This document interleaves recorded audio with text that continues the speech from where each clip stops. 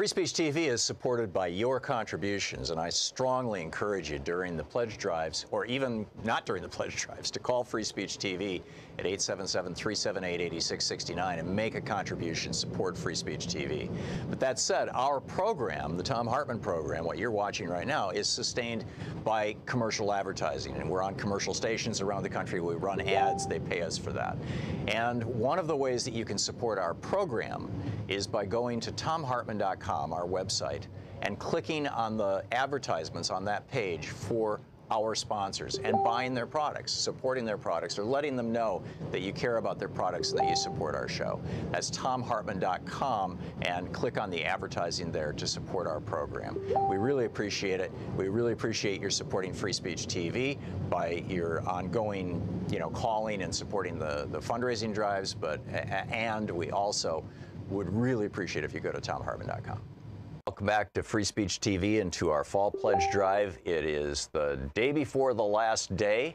Today and tomorrow, Thursday and Friday, your last chance to get your blessing, to get your particular good feeling, hey, I'm part of something really cool, by calling 877-378-8669 right now and saying, yes, I want to support Free Speech TV. I think what they're doing is cool. I support it.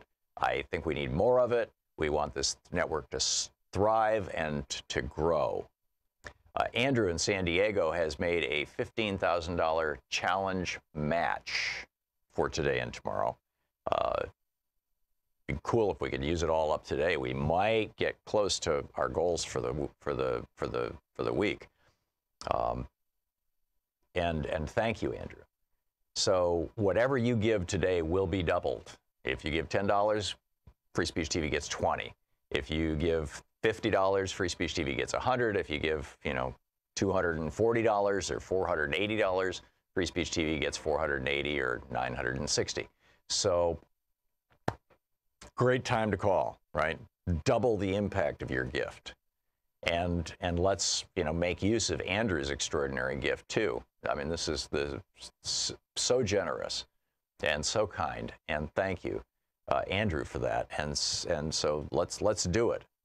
There's a long way to go here in these 2 days, money-wise. We are climbing a steep hill. It's been a really tough fund drive. We've only hit our goals a couple days throughout it, and I'm guessing it's because I know that I have done this, and I'm guessing you have too. So many of us have given money to political campaigns. We want to see some of these extraordinary talents out there. Stacey Abrams in Georgia particularly comes to mind, and Beto O'Rourke in Texas, Andrew Gillum in Florida. They're all getting support from all across the country because they're extraordinary, charismatic, brilliant politicians taking on some of the vilest. I think it was. Not sure.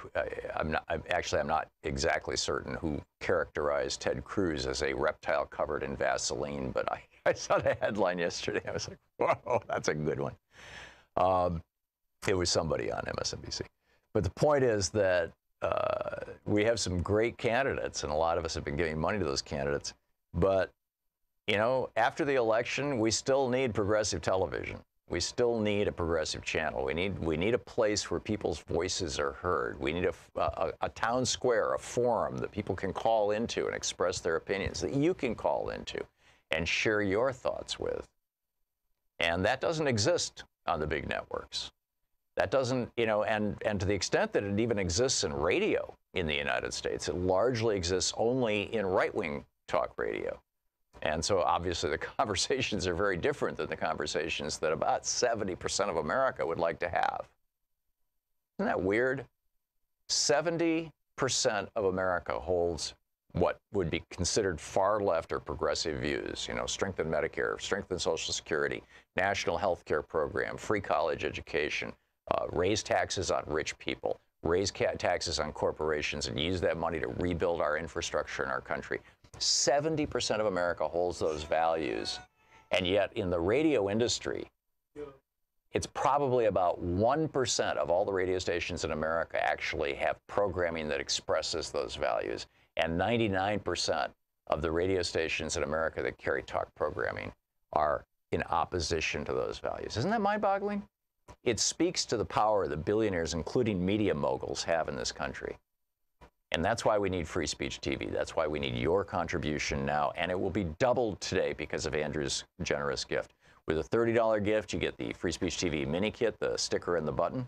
With a $72 gift, you get a copy of my book, my newly updated Last Hours of Ancient Sunlight. This book is an absolute classic. I'm very proud of it. I think the best book I've ever written. And we just went through and did a massive rewrite and update of the chapter on global warming, which had largely been devoted to peak oil in the previous edition.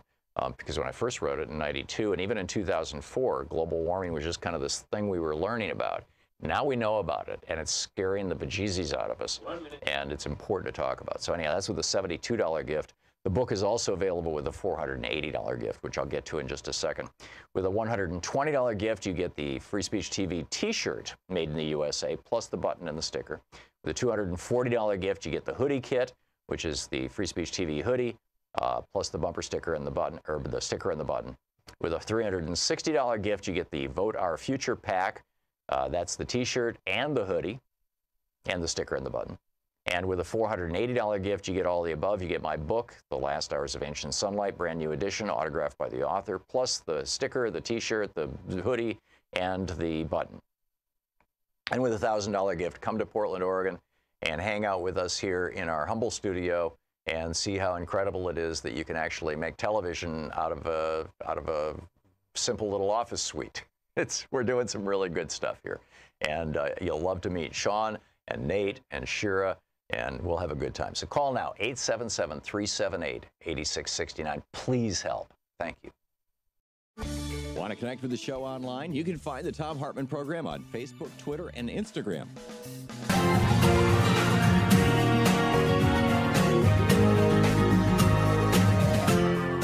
This is the Thom Hartmann Program. And hey, greetings, my friends. Patriots, lovers of democracy, truth and justice, believers in peace, freedom, and the American way. There you go. Now, we're going to go back to Dr. Christine Blasey Ford testifying before the United States Senate. Here it is. We directed my staff to investigate. September the 17th, Dr. Ford's counsel went on several television shows requesting that her client have an opportunity to tell her story. The same day, I scheduled a hearing for Monday, September the 24th, giving Dr. Ford a week to prepare her testimony and come to Washington, D.C. On September the 17th, committee investigative staff reached out to Dr. Ford and Judge Kavanaugh to schedule follow-up interviews with Republican and Democrat investigators. Judge Kavanaugh accepted the opportunity to speak to the investigators under criminal penalty. Dr. Ford declined. In his interview on September the 17th, Judge Kavanaugh denied the allegations and requested a hearing as soon as possible. Democratic staff refused to participate in that interview. The next day, September the 18th, committee investigative staff contacted Mark Judge requesting an interview. Committee staff also learned the identity of two other alleged partygoers and requested interviews. Mark Judge submitted a statement under penalty of felony, denying knowledge of the party described by Dr. Ford, and states that he never saw Brandt in the manner described by Dr. Ford.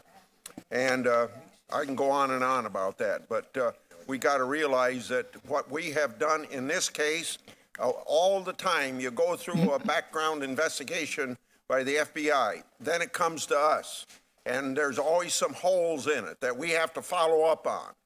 And besides, Mr. Chairman, we're responding to Dr. Ford's request to tell her story. That's why we're here. Mr. Chairman, Ms. Mitchell, go for Mr. Chairman, I just want to point out that to support what Senator Whitehouse said, in the Anita Hill case, Can we hear from Dr. Ford? George Bush ordered that the investigation be opened again. Ms. Mitchell, will you proceed for Senator Lee? Thank you, Mr. Chairman. Dr. Ford, the Washington Post reported in their September 16th article that you did show them therapist notes. Is that incorrect? I don't remember physically showing her a note. Okay. Perhaps my counsel did. I don't remember physically showing her my copy of the note. Okay. But I just don't remember. I'm sorry. I have retrieved a physical copy of those medical records. Okay, thank you. Yes. You also attended individual therapy. Did you show any of those notes to the reporter from the Washington Post? Again, I don't remember if I showed her like something that I summarized or if I just spoke about it, or if she saw it in my counsel's office. I don't know for sure, but I certainly spoke with her about the 2013 record with the individual therapist. And Brett Kavanaugh's name is not in those notes, is that correct? Correct. Okay. In reading the Washington Post article, it mentions that this incident that we're here about contributed to anxiety and PTSD problems with which you have struggled. The word contributed, does that mean that there are other things that have happened that have also contributed to anxiety and PTSD? I think that's a great question. I think the etiology of anxiety and PTSD is multifactorial. So that was certainly a critical risk that we would call it a risk factor in science. So that would be a predictor of the symptoms that I now have. It doesn't mean that other things that have happened in my life would make it worse or better. There are other risk factors as well. So have there been other things then that have contributed to the anxiety and PTSD that you suffered? Well, I think there's sort of biological predispositions that everyone in here has for particular disorders. So I can't rule out that I would have some biological predisposition to be an anxious type person. What about environmental? Environmentally, not that I can think of. Okay. Certainly nothing as striking as that event. Okay. In your interview with the Washington Post, you said that you told your husband early in your marriage that you had been a victim of, and I quote, physical abuse. In your statement, you said that before you were married, you told him that you had experienced, quote, a sexual assault. Do these two things refer to the same incident? Yes. And at either point on these two times, did you use any names? No. Okay. May I ask, Dr. Ford, how did you get to Washington? In an airplane. Okay. I asked that because it's been reported by the press that you would not submit to an interview. This is where she's going to attack because her, of your fear of flying. saying, is wait a that minute, true? you're lying here. Should we believe you anywhere else? I was hoping Listen to that they this. would come to me, but then realized that was an unrealistic request. It would have been a quicker trip for me. Yes. So that was certainly what I was hoping, was to avoid having to get on an airplane, but I eventually was able to get up the gumption with the help of some friends and get on the plane.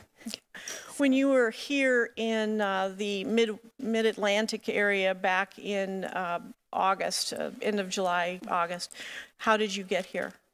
Also by airplane. I come here once a year during the summer to visit my family. Okay. I'm sorry, not here. I go to Delaware. Okay. In fact, you fly fairly frequently for your hobbies, and you've had to fly for your work. Is that true? Correct, unfortunately. You were a consulting biostatistician in Sydney, Australia. Is that right? I've never been to Australia, but the company that I worked for is based in Australia, and they have an office in San Francisco, California. Okay. I don't think I'll make it to Australia. It is long. I also saw on your CV that you list the following interests of surf travel, and you, in parentheses, put Hawaii, Costa Rica, South Pacific Islands, and French Polynesia. Have you been all to those places? Correct. By airplane? Yes. And your interests also include oceanography, Hawaiian and Tahitian culture. Did you travel by air as a part of those interests? Correct. Okay. Thank you very much. Easier for me to travel going that direction when it's a vacation. Thank you, Mr. Chairman. Thank you for being here, Dr. Ford. You know, in my old job as a prosecutor, we investigated reports like this. So it gave me a window on the types of cases that hurt women and hurt all of us. And I would always tell the women that came before us that they were going to have to tell their story before a jury box of strangers. And you've had to tell your story before the entire nation. For so many years, people swept cases like yours under the rug. They'd say what happens inside a house didn't belong in the courthouse. Well, the times have changed.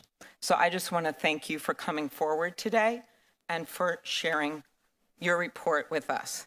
Now, I understand that you've taken a polygraph test. Dr. Ford, that found that you were being truthful when you described what happened to you. Can you tell us why you decided to take that test? I was meeting with attorneys. I was interviewing various attorneys, and the attorneys asked if I was willing to take it, and I said absolutely. That said, it was almost as anxiety-provoking as an airplane flight. Okay. And you've talked about your recollections and seeing Mark Judge at that Safeway. If there had been an appropriate reopening of this background check and FBI interviews, would that help you find the time period if you knew when he worked at that Safeway? I feel like I could be much more helpful if I could be provided with that date through employment records or the IRS or something, anything that Thank would you. help. I would assume that's true. Dr. Ford, under federal law, and I don't expect you to know this, but statements made to medical professionals are considered to be more reliable. There's a federal rule of evidence about this. You told your counselor about this back in 2012, is that right?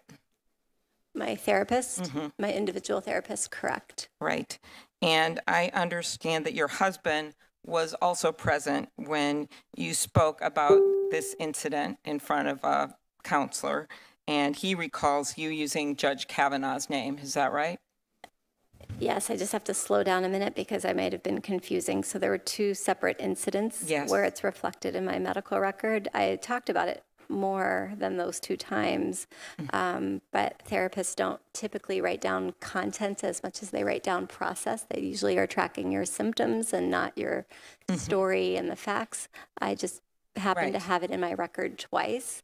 So the first time is in 2012 with my husband in couples therapy with the quibbling over the remodel.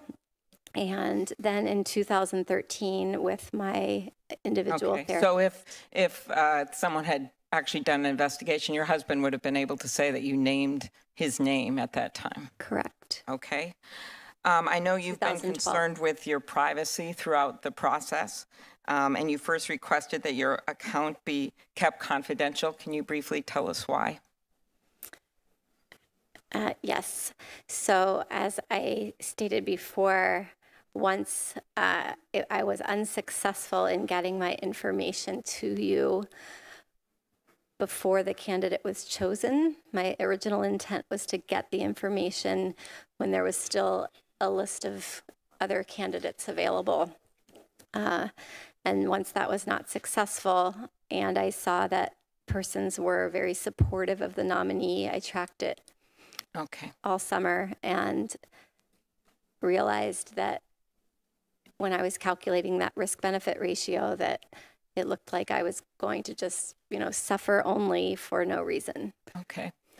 From my experience with memory, I remember distinctly things that happened to me in high school or happened to me in college, but I don't exactly remember the date.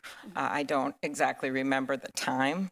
I sometimes may not even remember the exact place where it occurred, but I remember the interaction. And many people are focused today on what you're not able to remember about that night. I actually think you remember a lot. I'm going to phrase it a little differently. Can you tell us what you don't forget about that night? The stairwell, the living room, the bedroom, the bed on the right side of the room as you walk into the room. We'll be right back with more of the testimony before the United States Senate today. The bathroom in close proximity. Thom Hartmann Program. We'll be right back with more of Dr. Christine Blasey Ford's testimony to the U.S. Senate.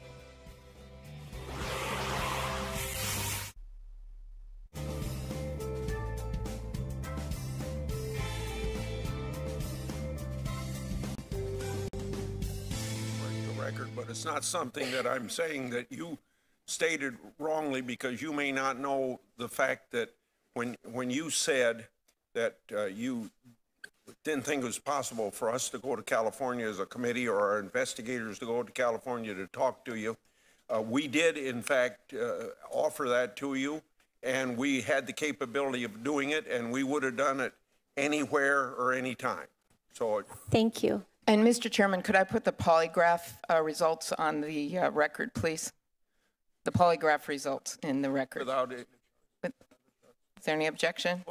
Well, let us see the chart. The polygraph? You want to all see it? You hold just a minute, please. I think you may have it. Yeah, can we have the underlying charts too? The underlying charts?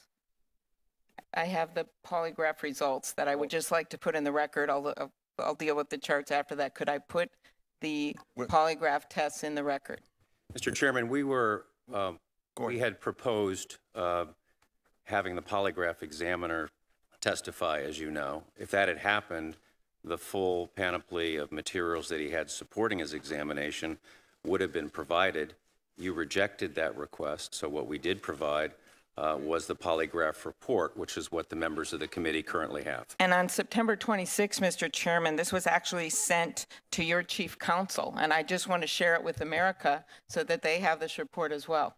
Okay, we will accept without objection what you've asked us to include, but we're also requesting and expect the other materials that I've just stated. But Mr. Chairman, you wouldn't allow the underlying witness who performed the polygraph test to testify, nor would you allow Mark Judge to testify. And so I would just like to point out, thank you for allowing this report in the record, but that is the reason that we don't have the underlying information for you. You got what you wanted, and I think you'd be satisfied. Mr. Chairman, I am satisfied with that. Thank you. Senator, go ahead. when was the polygraph administered? It was administered on August 7th, When was it? 2018. when And was it was, the date of the report is August 10th, 2018, Mr. When was it provided to the Hey, committee? Let's just see if we can't do this in a more orderly way. Well, he was asking, and I have it right here, and you have it as well. It was We've accepted September We've 26th. accepted it. All right. Ms. Mitchell for Senator Cruz. Thank you. Dr. Ford, we've talked about the day and the night that you've described in the summer of 1982, and thank you for being willing to do that. I know it's difficult. I'd like to shift gears and discuss the last several months. Okay. In your statement, you said that on July 6th, you had a, quote, sense of urgency to relay the information to the Senate and the President. Did you contact either the Senate or the President on or before July 6th? No, I did not. I did not know how to do that. Okay. Prior to July 6th, had you spoken to any member of Congress, and when I say Congress, I mean the Senate or the House of Representatives, or any congressional staff members about your allegations? No.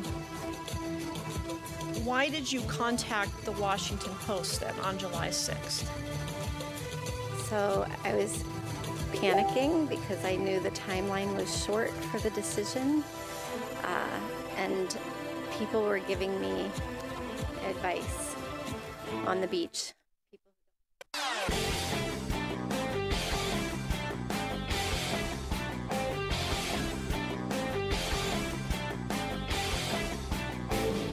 Hey, Thom Hartmann here.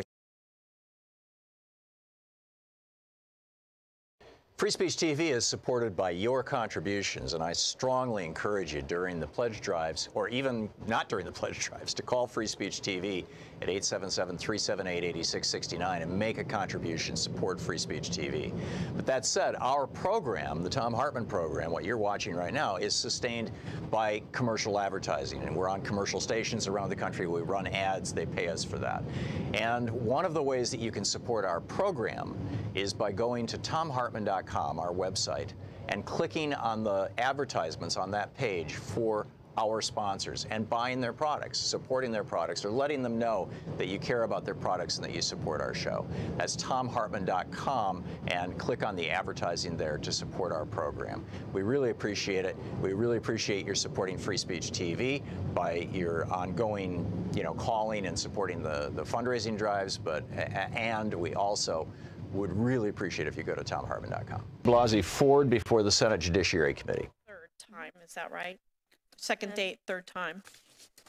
Let's see. 1 moment.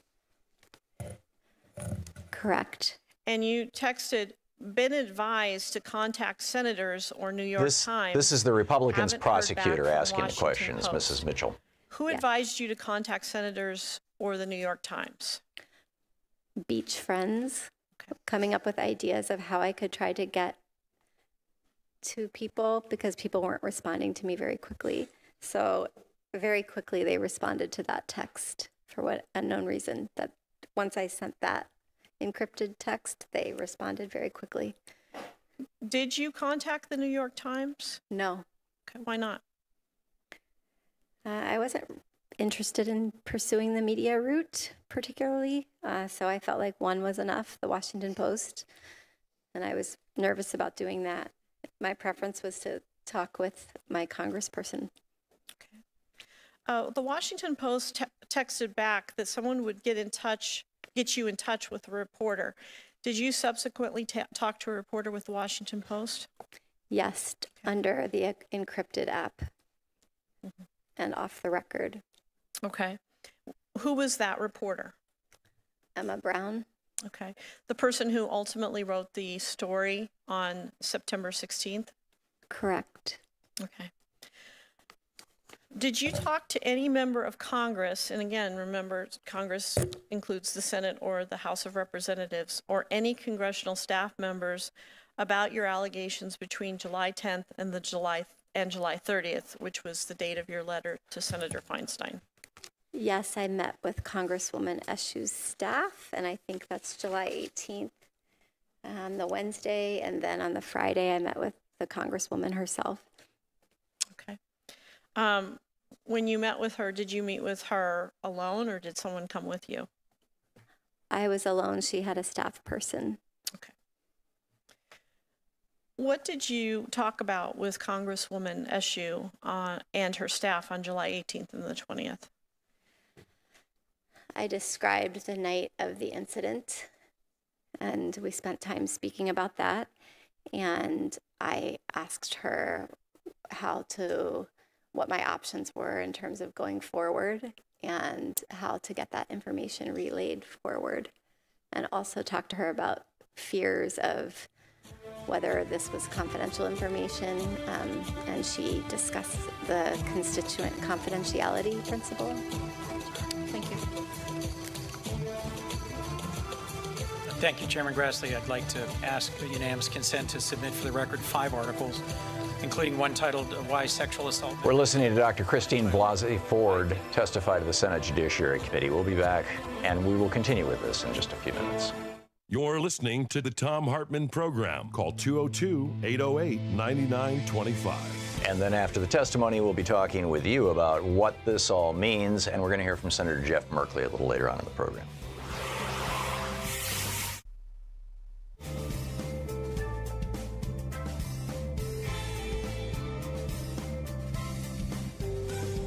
I'd like to just first follow up on that line of questioning Ms. Mitchell was following, because I think a lot of people don't realize. It's the Thom Hartmann University Book Club. Today we're reading from Medea Benjamin's new book, Kingdom of the Unjust. Do I understand correctly that when you first reached out to Congresswoman Eshu and to the Washington Post tip line, that was when he was on the short list, but before he was nominated to the Supreme Court? Is that correct? Correct.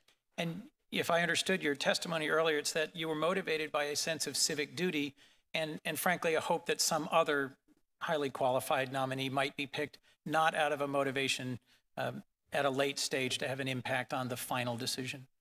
Correct. I felt it was very important to get the information to you, but I didn't know how to do it while there was still a short list of candidates. Thank you, Doctor. According to Justice Department data, about 2/3 of sexual assault survivors don't report their assaults. Based on your experience, I'd be interested in hearing from you about this because you bore this alone. You bore this alone for a very long time, and it'd be helpful for us to better understand the ways that that's impacted your whole life. Well, it's impacted me at different stages of the development of my life. So the immediate impact was probably the worst. So the first 4 years, I think I described earlier, a fairly disastrous first 2 years of undergraduate studies at University of North Carolina, where I was finally able to pull myself together. And then once coping with the immediate impacts, the short-term impacts, I experienced like longer-term impacts of anxiety and relationship challenges. Thank you for sharing that. And yet you went on to get a PhD from USC, is that correct? Correct. As you predicted, there was a wide range of responses to your coming forward. Some Thousands of survivors have been motivated and inspired by your courage. Others have been critical. And as I've reviewed the wide range of reactions, I've been really troubled by the excuse offered by too many that this was a high school incident and boys will be boys. To me, that's just far too low a standard for the conduct of boys and men in our country. If you would, I'd appreciate your reaction to the excuse that boys will be boys. I can only speak for how it has impacted me greatly for the last 36 years, even though I was 15 years old at the time. And I think, the younger you are when these things happen, it could possibly have worse impact than when you're when your brain is fully developed and you have better coping skills that you've developed. Experts have written about how it's common for sexual assault survivors to remember some facts about the experience very sharply and very clearly, but not others. And that has to do with the survival mode that we go into in experiencing trauma. Is that your experience, and is that something you can help the layperson understand? Yes, I was definitely experiencing the fight or flight mode. Is that what you're referring to? Yes, yeah. So I was definitely experiencing the surge of adrenaline and cortisol and norepinephrine, and credit that a little bit for my ability to get out of the situation, but also some other lucky events that occurred that allowed me to get out of the event. Dr. Ford, we are grateful that you came through it and that you shared your account with us and the American people. And I think you've provided important information. I'd like to thank you for your meeting your civic duty. I wish we could have provided for you a more thorough hearing today. I think asking for the FBI to investigate this matter thoroughly was not asking too much. I think asking to have the other individual involved in your assault, Mark Judge, appear before us today was not asking too much. I'm grateful you came forward, and I'm thankful for your courage, which set an important example. Thank you, Dr. Ford. Ms. Mitchell for Senator Sass. Dr. Ford, we were talking about you meeting in July with Congresswoman Eshoo. Yes. Did you talk about your allegations with any Republican member of Congress or congressional staff? I did not. Where I live, the Congresswoman is a Democrat. Okay. Was it communicated to you by your counsel or someone else that the committee had asked to interview you and that they offered to come out to California to do so? We're going to object, Mr. Chairman, to any call for privileged conversations between counsel and Dr. Ford. It's a privileged conversation. Could you validate the fact that the offer was made without her saying a word? Is it possible for that question to be answered without violating any consul relationships? Can I say something to you? Do you mind if I say something to you directly? Yeah. I just appreciate that you did offer that. I wasn't clear on what the offer was. If you were going to come out to see me, I would have happily hosted you and had been happy to speak with you out there. I just did not, it wasn't clear to me that that was the case. Okay, does that take care of your question? Yes, thank you, Mr. Chairman. Okay, proceed then. Before July 30th, the date on your letter to Senator Feinstein, had you retained...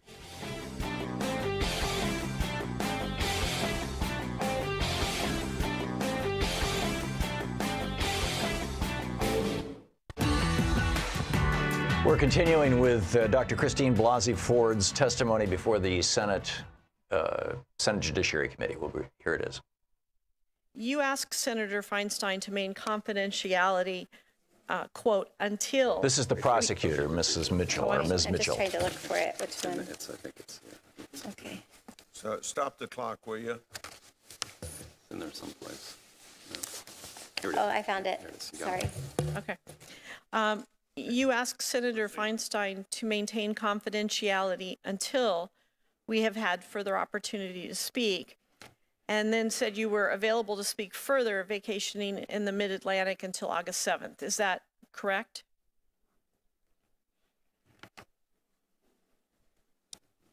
Oh, the last line, is that what you're, I'm now just catching up with you. Sorry, I'm a little slower. My mind is getting a little tired. So I am available to speak further should you wish to discuss. Yes, I was in Delaware until August 7th. Okay. And after that, I went to New Hampshire and then back to California. Did you talk with anybody about this letter before you sent it? I talked with Anna Eshu's office. Okay. And why did you talk to Congresswoman Eshu's office about that letter? Because they were willing to hand deliver it to Senator Feinstein. Okay. Did anyone help you write the letter? No. Okay. After you sent your letter, did you or anyone on your behalf speak to Senator Feinstein personally or with any Senate staffer? Yes. Okay. I had a phone call with Senator Feinstein. Okay. And when was that? That was while I was still in Delaware, so before August 7th. Okay. And how many times did you speak with Senator Feinstein? Once. Okay. What did you talk about? She asked me some questions about the incident, okay. And I answered those questions. Okay. Was that the extent of the gist of the conversation? Yes, it was a fairly brief phone call. Okay. Did you ever give Senator Feinstein or anyone else the permission to release that letter? Not that I know of, no. Okay. Between the letter date, July 30th, and August the 7th, did you speak with any other person about your allegations? Could you say the dates again? Between the letter date of July 30th and August 7th, so while you were still in Delaware, did you speak with any other person about your allegations? I'm just trying to remember what dates that. Stop the. You're asking her with the exclusion of any lawyers that she may have spoken with, correct? Correct. Oh, correct. I think correct then. I was interviewing lawyers, but I was not speaking personally about it. Aside from lawyers that you were seeking to possibly hire to represent you, did you speak to anybody else about it during that period of time? No. Okay. I was staying with my parents at the time. Did you talk to them about it? Definitely not. Okay. So would it be fair to say that you retained counsel during that time period of July 30th to August 7th? I can't remember the exact date, but it was I was interviewing lawyers during that period of time, sitting in the car, in the driveway, and in the Walgreens parking lot in Rehoboth, Delaware, and trying to figure out how the whole system works of interviewing lawyers and how to pick one, et cetera. So. You testified earlier that you had, you didn't see the need for lawyers, and now you're trying to hire them. What made you change your mind? It seemed like most of the individuals that I had told, which didn't, the total was not very high, but those persons advised me to, at this point, get a lawyer for advice about whether to push forward or to stay back. Did that include Congresswoman Eshu and Senator Feinstein? No. Okay. I want to thank Dr. Ford for what you said about acknowledging that we had said we'd come to California. Senator Blumenthal. Thanks, Mr. Chairman. I want to join in thanking you for being here today and just tell you I have found your testimony powerful and credible, and I believe you. You're a teacher, correct? Correct. Well, you have given America an amazing teaching moment, and you may have other moments in the classroom, but you have inspired and you have enlightened America. You have inspired and given courage to women to come forward, as they have done to every one of our offices and many other public places. You have inspired and you have enlightened men in America to listen respectfully to women survivors and men who have survived sexual attack. And that is a profound public service, regardless of what happens with this nomination. And so the teachers of America, people of America, should be really proud of what you have done. Let me tell you why I believe you. Not only because of the prior consistent statements and the polygraph tests and your request for an FBI investigation and your urging that this committee hear from other witnesses who could corroborate or dispute your story. But also, you have been very honest about what you cannot remember. And someone composing a story can make it all come together in a seamless way, but someone who is honest, I speak from my experience as a prosecutor as well, is also candid about what she or he cannot remember. The senators on the other side of the aisle have been silent. This procedure is unprecedented in a confirmation hearing. But I want to quote one of my colleagues, Senator Lindsey Graham, in a book that he wrote in 2015 when he was describing his own service and very distinguished naval service as a trial lawyer.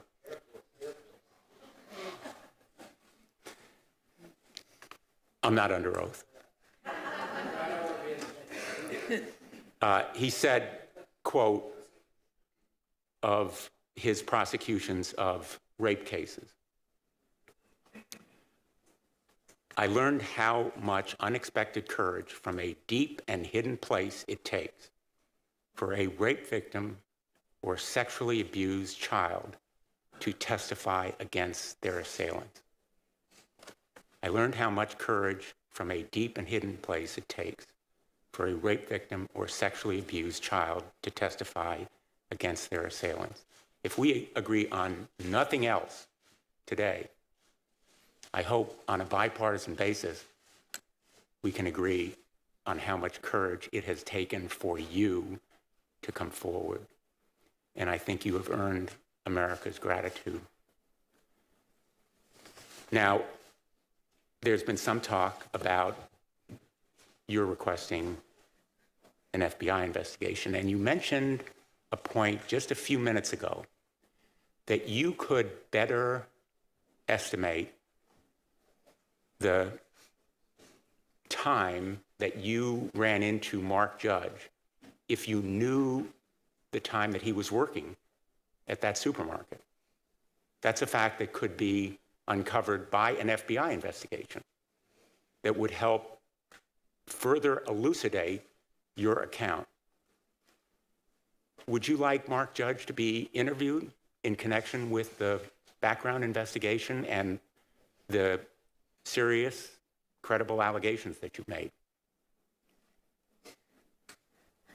That would be my preference. I'm not sure it's really up to me, but I certainly would feel like I could be more helpful to everyone if I knew the date that he worked at the Safeway so that I could give a more specific date of the assault. Well, it's not up to you. It's up to the President of the United States. And his failure to ask for an FBI investigation, in my view, is tantamount to a cover-up.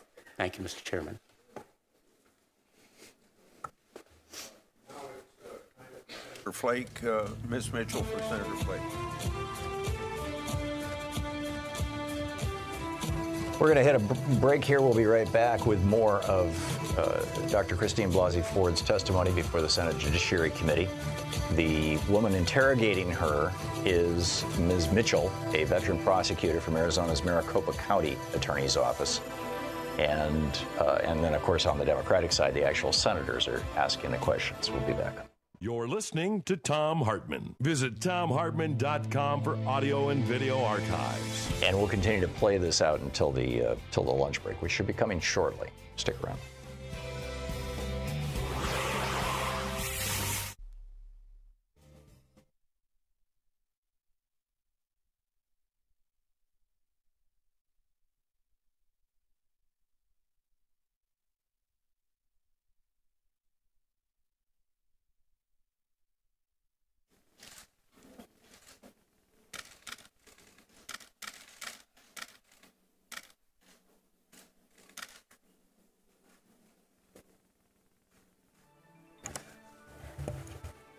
Based on the advice of the council, I was happy to undergo the polygraph test, although I found it extremely stressful, much longer than I anticipated. I told my whole life story, I felt like, but I endured it. It was fine. I understand they can be that way. Have you ever taken any other polygraphs in your life? Never. Okay. You went to see a gentleman by the name of Jeremiah Hannafin to serve as the polygrapher. Did anyone advise you on that choice?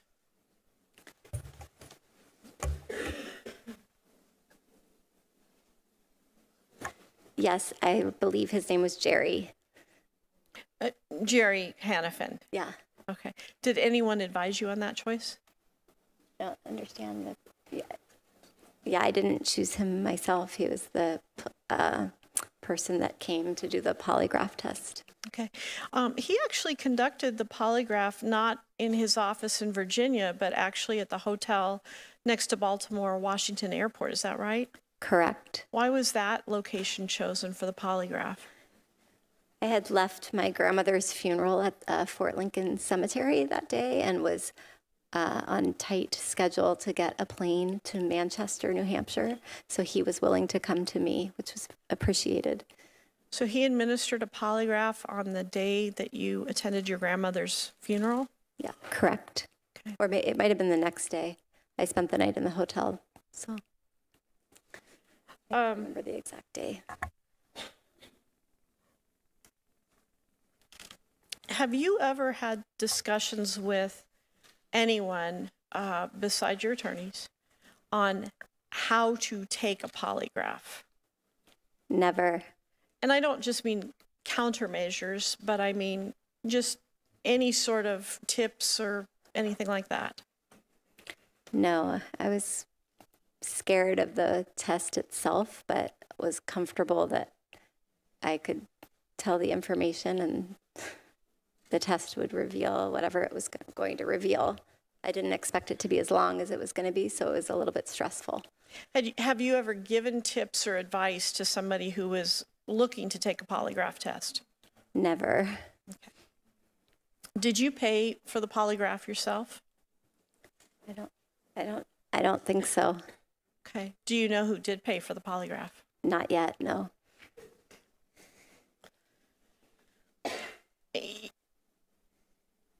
Did you have the handwritten statement that you wrote out?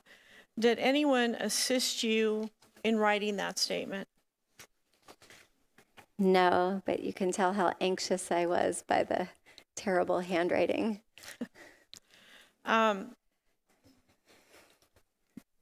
Did you, we touched on it earlier, did you know that the committee has requested not only the charts from the polygraph test, but also any audio or video recording of the polygraph test? No. Were you audio and video recorded when you were taking that test? Okay, so I remember being hooked up to a machine, like being placed onto my body and being asked a lot of questions and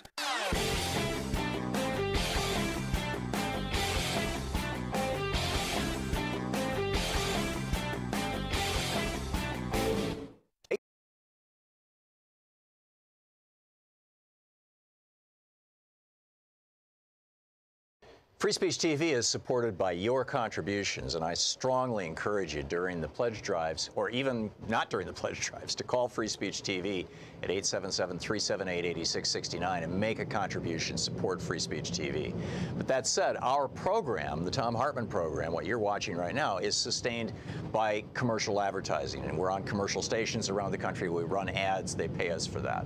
And one of the ways that you can support our program is by going to thomhartmann.com, our website, and clicking on the advertisements on that page for our sponsors and buying their products, supporting their products, or letting them know that you care about their products and that you support our show. That's thomhartmann.com, and click on the advertising there to support our program. We really appreciate it. We really appreciate your supporting Free Speech TV by your ongoing, calling and supporting the fundraising drives, and we also would really appreciate if you go to thomhartmann.com. Welcome back to Free Speech.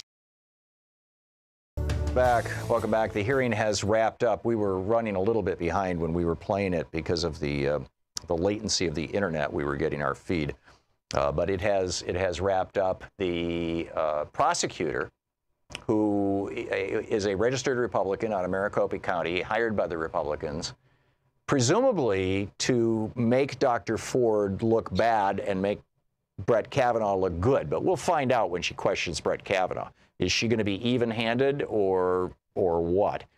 But, you know, she tried to imply, for example, that when Dr. Christine Ford, Blasey Ford, had asked the committee to come out to California to take her testimony and had suggested that she was afraid of flying, the prosecutor, Ms. Mitchell, elicited that acknowledgement from Dr. Ford. Yes, I said that.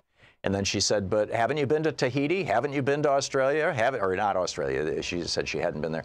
Haven't you been to Hawaii? Haven't you been to Costa Rica? Didn't you fly on airplanes to all those places? I mean, basically, this was, you know, an attempt to take down the witness, as far as I could tell. And she was doing, I think, the same thing with the polygraph toward the very end there.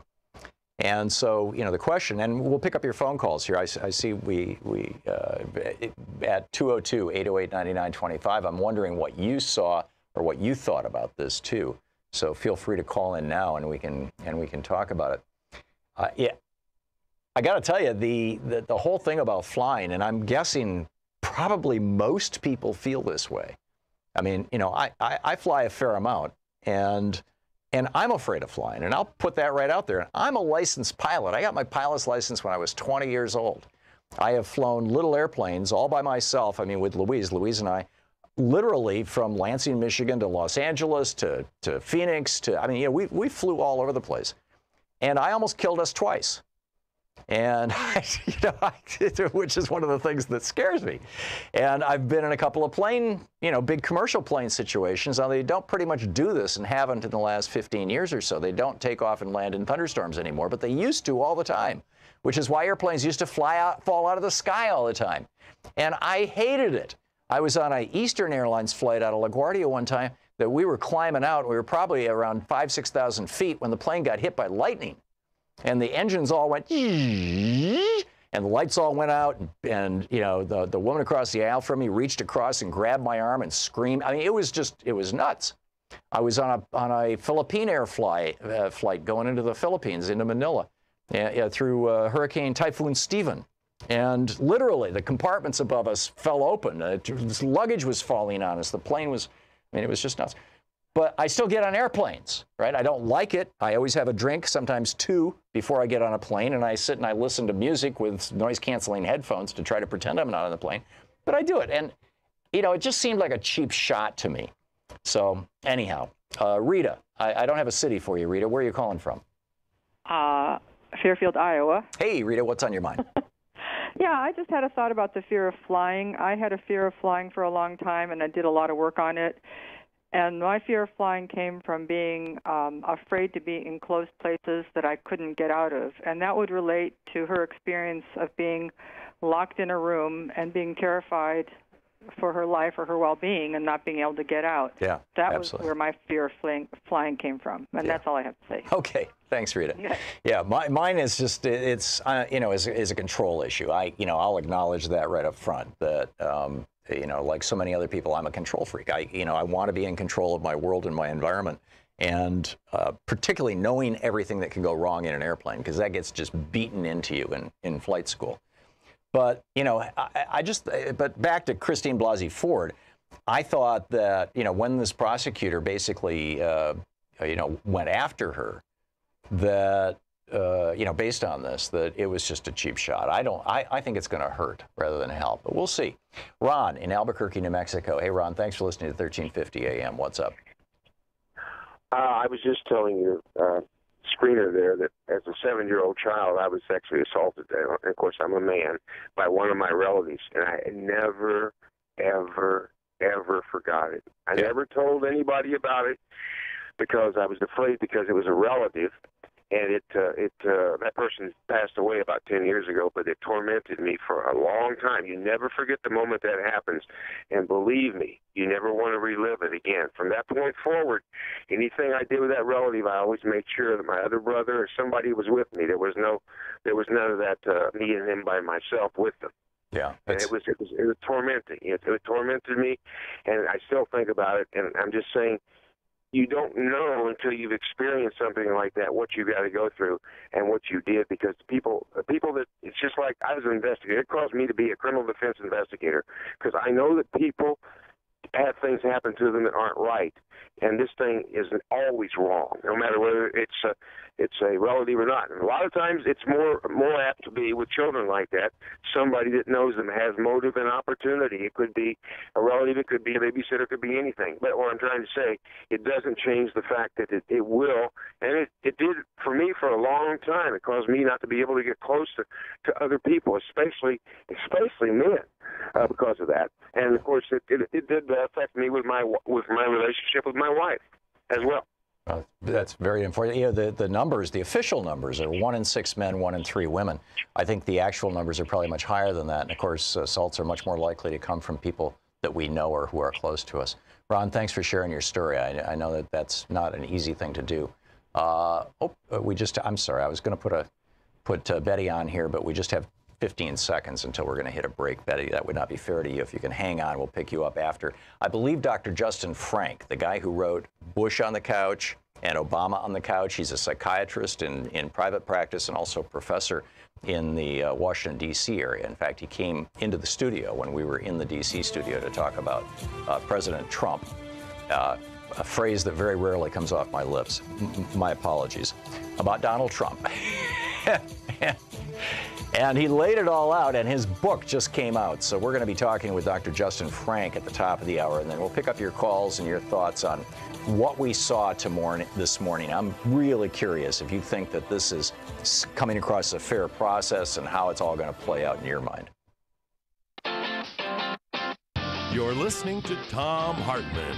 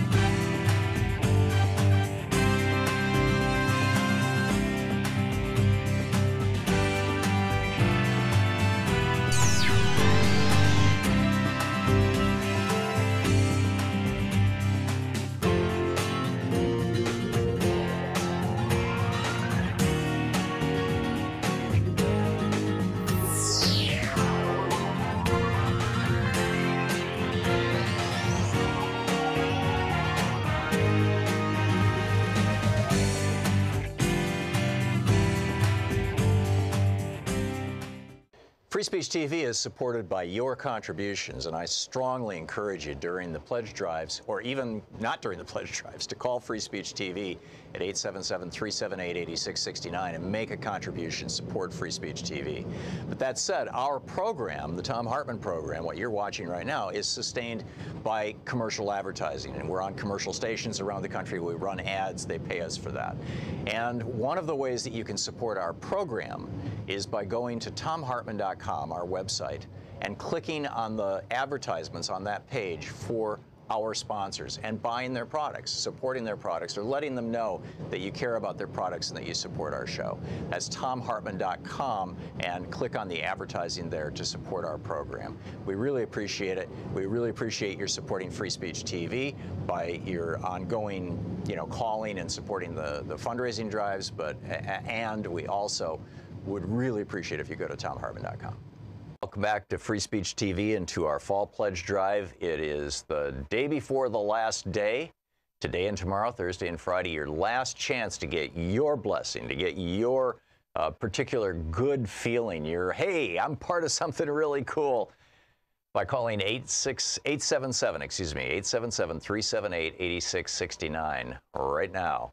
and saying, yes, I want to support Free Speech TV. I think what they're doing is cool. I support it. I think we need more of it. We want this network to thrive and to grow. Andrew in San Diego has made a $15,000 challenge match for today and tomorrow. It'd be cool if we could use it all up today. We might get close to our goals for the week. And thank you, Andrew. So whatever you give today will be doubled. If you give $10, Free Speech TV gets 20. If you give $50, Free Speech TV gets 100. If you give, $240 or $480, Free Speech TV gets 480 or 960. So great time to call, right? Double the impact of your gift. And let's, make use of Andrew's extraordinary gift too. I mean, this is so generous and so kind, and thank you, Andrew, for that. And so let's do it.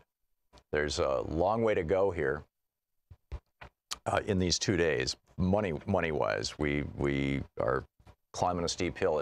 It's been a really tough fund drive. We've only hit our goals a couple days throughout it, and I'm guessing it's because I know that I have done this, and I'm guessing you have too. So many of us have given money to political campaigns. We want to see some of these extraordinary talents out there. Stacey Abrams in Georgia particularly comes to mind, and Beto O'Rourke in Texas, Andrew Gillum in Florida. They're all getting support from all across the country because they're extraordinary, charismatic, brilliant politicians taking on some of the vilest. How did I think it was? Not sure. I'm not exactly certain who characterized Ted Cruz as a reptile covered in Vaseline, but I saw the headline yesterday. I was like, whoa, that's a good one. It was somebody on MSNBC. But the point is that we have some great candidates, and a lot of us have been giving money to those candidates.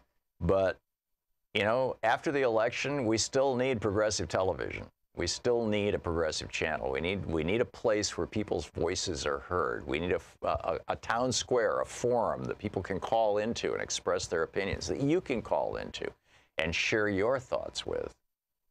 And that doesn't exist on the big networks. That doesn't, and to the extent that it even exists in radio in the United States, it largely exists only in right-wing talk radio. And so obviously the conversations are very different than the conversations that about 70% of America would like to have. Isn't that weird? 70% of America holds what would be considered far left or progressive views, strengthen Medicare, strengthen Social Security, national health care program, free college education, raise taxes on rich people, raise taxes on corporations, and use that money to rebuild our infrastructure in our country.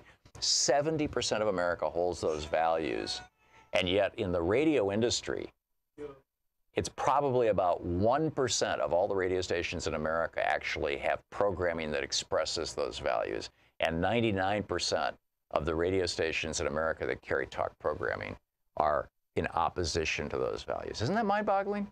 It speaks to the power that billionaires, including media moguls, have in this country.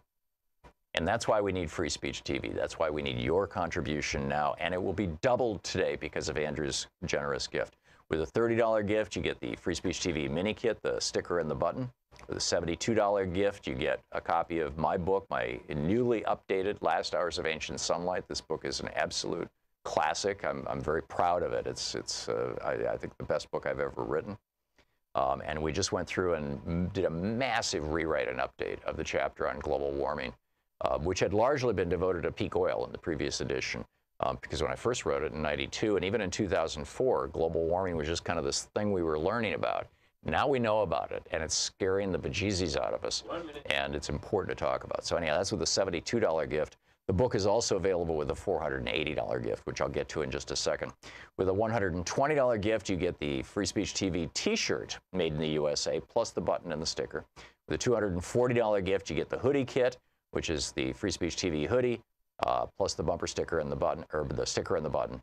With a $360 gift, you get the Vote Our Future pack, That's the T-shirt and the hoodie and the sticker and the button. And with a $480 gift, you get all the above. You get my book, The Last Hours of Ancient Sunlight, brand new edition, autographed by the author, plus the sticker, the T-shirt, the hoodie, and the button. And with a $1,000 gift, come to Portland, Oregon, and hang out with us here in our humble studio and see how incredible it is that you can actually make television out of a simple little office suite. We're doing some really good stuff here. And you'll love to meet Sean and Nate and Shira, and we'll have a good time. So call now, 877-378-8669. Please help. Thank you. Want to connect with the show online? You can find the Thom Hartmann Program on Facebook, Twitter, and Instagram.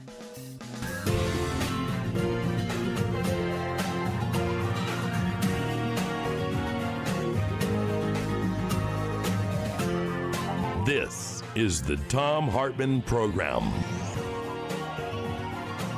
Welcome back. Dr. Justin Frank, the author of Bush on the Couch and Obama on the Couch and numerous articles and a multiple visitor guest to our program, is on the line with us. Dr. Frank is a psychoanalyst and clinical professor at the Department of Psychiatry and Behavioral Science at George Washington University.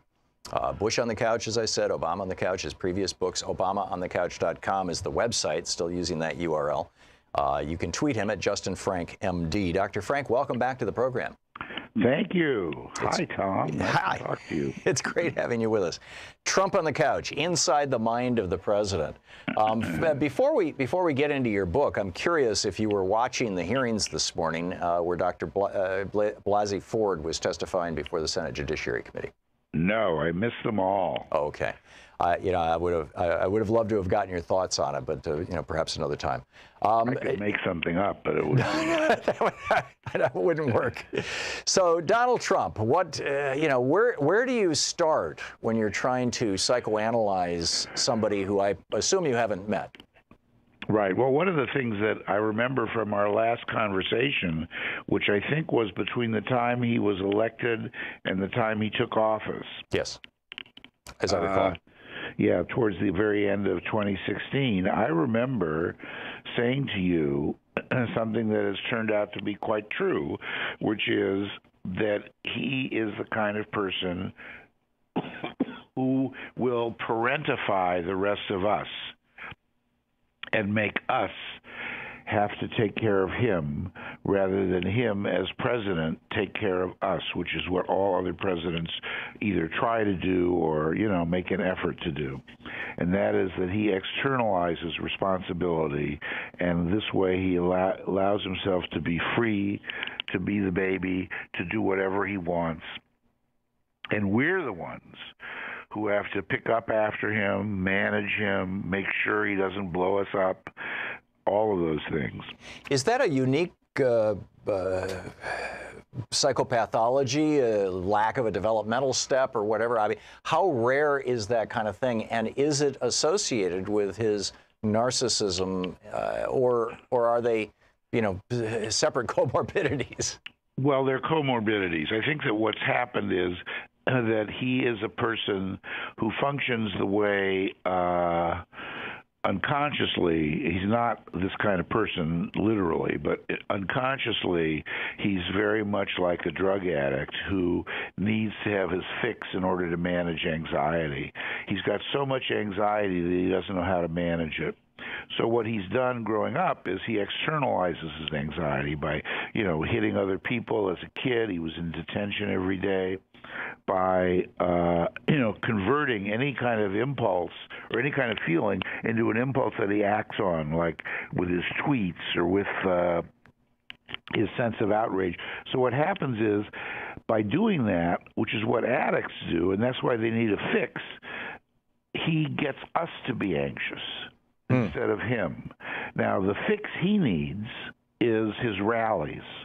He needs that kind of a fix. Love and approval, basically. Love and approval. That will calm him down. It will manage his anxiety. So he needs the fix of going to rallies, the fix of having something external to himself that will calm himself down. So when I've treated people who are addicts, sometimes they'll come into my office extremely agitated in the beginning of a session. By the time they leave, they're calm and I'm agitated. Okay. And I'm thinking, oh my God, what are they going to do when they leave? And are they going to start shooting up or whatever it is? I'm all agitated. They have transferred their anxiety to me. I feel it. Wow. That's what he does. And it's amazing. So it is like an addict. It is like some alcoholics do. They make everybody else feel anxious so they don't have to feel it. And that's one way of managing his anxiety. I have a couple of friends, good friends, who are clinical psychologists, and actually we've had a couple of them on this program. One a very close friend, another just, you know, a person who had written about it, and I thought, hey, let's get around and talk about it, who have pointed out that, and one physician, a family practice doc, this was about a year ago, who have all pointed out that since Donald Trump was elected, in their private practices, with just average normal people, they're seeing an explosion in anxiety disorders. They're seeing a radical increase in requests for things like Valium or Prozac. The physician was telling me, and the psychologist. So go ahead. Yeah. What do you? No, well, when Trump was born, when Trump was 2, he had a near loss of his mother, who almost died following the birth of the younger brother. So. Because of this, he had a lack of a strong maternal force in his life. Well, presumably he wasn't even touched or nurtured for a while during that period of time. No, before that, and he wasn't after that. So does he have detachment disorder? Well, he has a form of detachment disorder, but rather than talking about it diagnostically, I think the character, rather than calling things disorders, I think that his character is such that he never learned to contain anxiety. Parents help a child manage their anxiety because every child has anxiety. Every human being has anxiety of one kind or another. But he never had any help managing it. So what he's done is he's externalized it. What he's done is he makes all of your friends' patients, and my patients too, and people I know, anxious because he disavows his own anxiety. That's how he manages it. He must be doing this in double form to the people in the White House, the people with whom he works. I am sure that the people in the White House are extremely anxious, and they're anxious both because he makes them anxious, and they're worried about what he's going to do next. And so I would think that when they watch him do a press conference like he did yesterday, I think those people were very anxious. They weren't entertained by his antics. They were afraid that he was going to say something horrible or do something terrible. It was like the way a mother watches a kid, you know, in the jungle gym or something, you know, you're afraid they're going to do something. And that's how he gets people to feel. And in fact, there were photos released yesterday of John Kelly, his chief of staff, General John Kelly, with his face in his hands, and I mean, in these classic gestures of "Oh my God," or "I can't believe that," or "Oh no," But it's also "I can't take it." Right. Yeah. It's not only I can't believe it, it's the anxiety is so great that he makes other people unable to even manage their own anxiety. So there are all these comparisons between Trump and Hitler and Trump and Mussolini and Trump and Duterte. Have we seen this kind of constellation of personality disorders or tics or types or whatever you want to call it in any other modern or historic world leaders? And if so, can we expect those patterns to be played out by Donald Trump? What do we learn from that? Well, if he's at all like Hitler, he's a poor man's Hitler because he doesn't know how to galvanize pride and how to make America feel good about themselves. He really does make us anxious. Hitler calmed people. He didn't make them anxious. Hitler said, we're being invaded by Jews and bad people and communists and whoever it was. So he organized and galvanized in a way that Trump sort of tried to do with the Mexican rapists and all that stuff and the Muslims. But because he doesn't love America the way Hitler loved Germany, which he did, he idealized. He can't do that. He can't get us to feel that kind of patriotism. So he's not quite as dangerous as Hitler was because he's incompetent, basically. Much less dangerous internationally. Right. I think he's dangerous because he's more destructive than Hitler domestically, because he doesn't care about how our country is functioning. He only wants to get rid of taxes for the rich and get rid of regulations, which is unconsciously about his father, who he couldn't stand, who was a great regulator of his behavior when he was a kid and kept trying to regulate him. So in that sense, he's not at all like Hitler, who was much more of a nationalist than Trump is. I don't think Trump cares that much about America. He only cares about himself because he's very needy. He needs love. He needs reassurance. And when you get rid of anxiety like that, you're left pretty hollow.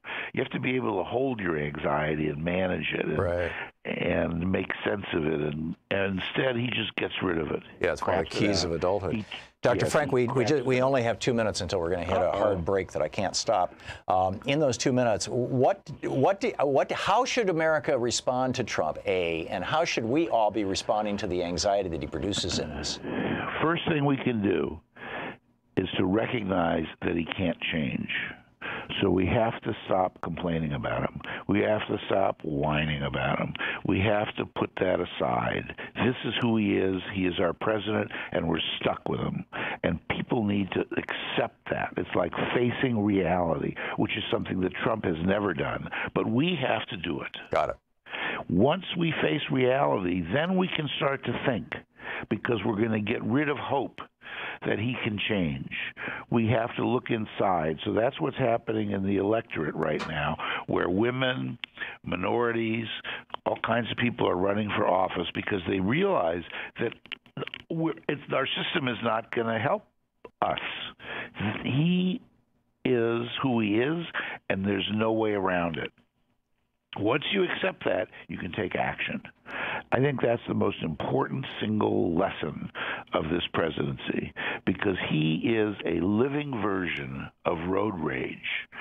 But it's not anonymous. It's presidential road rage in broad daylight. Yeah.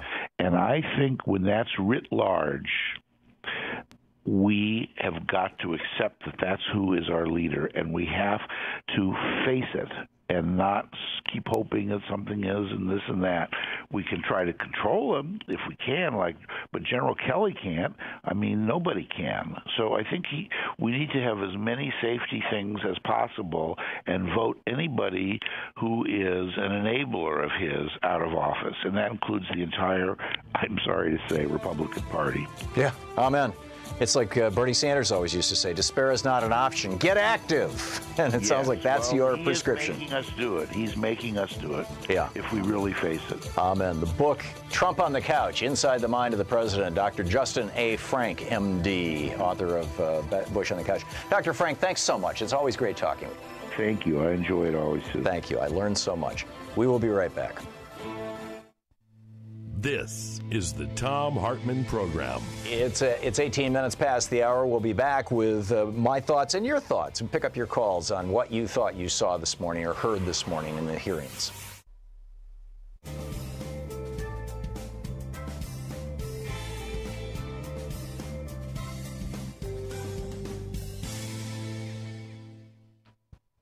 And welcome back. Let's pick up some phone calls here.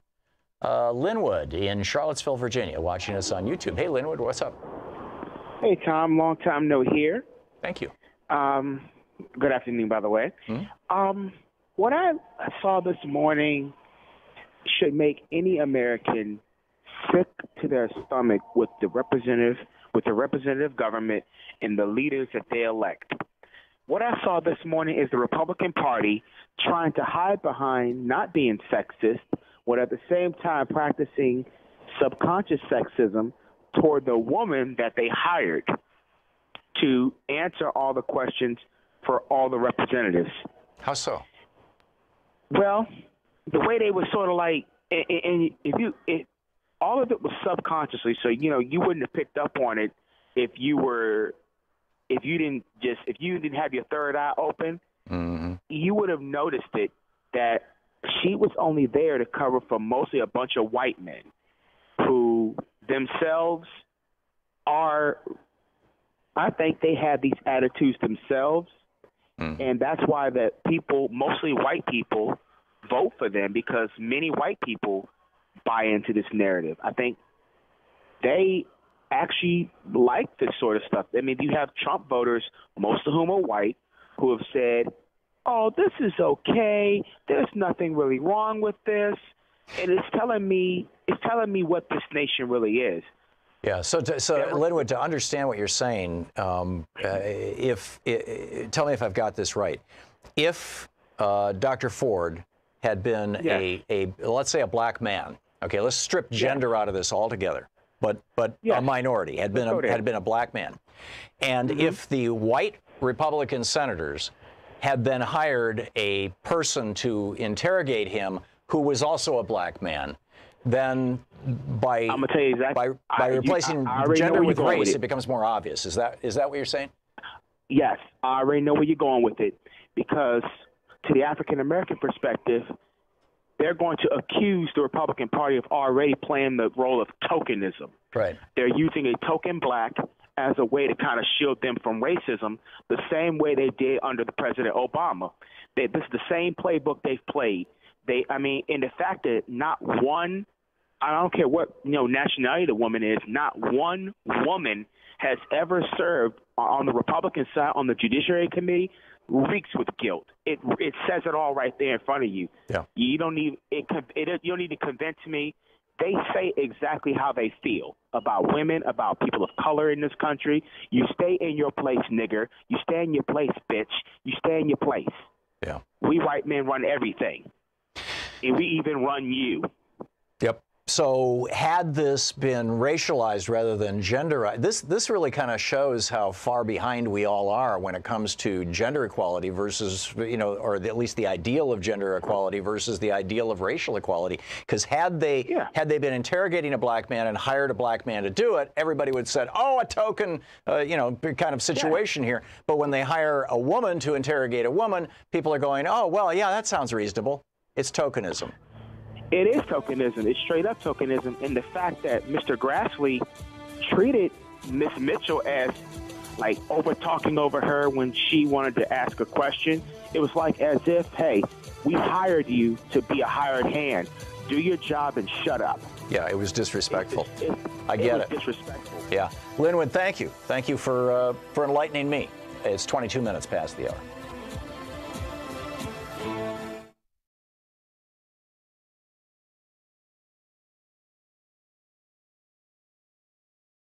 Free Speech TV is supported by your contributions, and I strongly encourage you during the pledge drives, or even not during the pledge drives, to call Free Speech TV at 877-378-8669 and make a contribution, support Free Speech TV.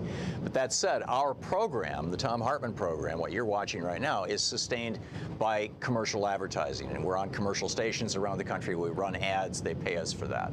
And one of the ways that you can support our program is by going to thomhartmann.com, our website, and clicking on the advertisements on that page for our sponsors and buying their products, supporting their products, or letting them know that you care about their products and that you support our show. That's thomhartmann.com, and click on the advertising there to support our program. We really appreciate it. We really appreciate your supporting Free Speech TV by your ongoing, calling and supporting the fundraising drives, and we also would really appreciate if you go to thomhartmann.com. Want to connect with the show online? You can find the Thom Hartmann Program on Facebook, Twitter, and Instagram. Welcome back. We're talking about what we all saw on TV this morning, and Linwood had just called during the break and said, if the white Republican men, or actually, in our conversation, we kind of came to an agreement about this, and I came to an understanding that I hadn't occurred to me before. I knew that there was something that seemed a little skeezy about, these 11 white men hiring a woman to interrogate a woman. But, the point broadly that he was making was, had Dr. Ford been a black man, and had the white men, the Republican white men on the committee, hired a black man to interrogate him, then many people would have looked at that and said that's tokenism pure and simple. Like, we've reached the point where we catch this kind of stuff when it's around race. We have not yet reached the point where we catch this stuff when it's around gender. I mean, you know, which goes back to the point that many of the suffrage people in the suffrage movement made between the 1870s and the 1920s, that black men got the right to vote 60, 70 years before white women did, or any women did, black women as well. That, you know, gender has been kind of the last barrier. So anyhow, we'll pick up your calls here. Otis in Yorktown, Virginia. Hey, Otis, what's up? How you doing, Tom? I'll try to be as concise as I can. And in keeping with what Linwood just said, another thing, I want to get the feel on whether or not you think did I get the wrong impression. It seemed to me the way the questions were framed from a prosecutor who's supposedly not prosecuting because this is not a trial. Right. But the framing of the questions in one segment on the handling of the letter, the anonymous letter, how she came to Feinstein, or Feinstein, I don't know the pronunciation, Feinstein, it seems to me they were trying to indict Feinstein's handling as if she had some nefarious plot to call these women up and delay things. Oh, absolutely. You know, Rachel Mitchell is a Republican from Joe Arpaio's Maricopa County, who was hired by the Republicans and briefed by the Republicans, and presumably many of her questions came from Republican staffers on the committee in order to destroy the credibility of Dr. Ford and enhance the credibility of Brett Kavanaugh. Yeah, and I don't know why nobody else is coming right out and saying that. You know, look at her damn paycheck. It seems to me, because I actually lived in Tucson during a period when they had a string of rapists going on there, and that was the impetus for her to even get her job. But I was still looking at the fact that they framed those questions to supposedly direct them at Dr. Ford, but in fact, they were really scrutinizing Dianne Feinstein's handling of all of this stuff as though she's guilty of the Well, that's because the Koch brothers had tried to put Feinstein on trial with this Judicial Crisis Network ad about Dianne Feinstein. You're listening to the Thom Hartmann Program. Call 202-808-9925. Otis, thanks a lot for the call. We'll be back with more of your calls, your thoughts on what's going on today, right after this.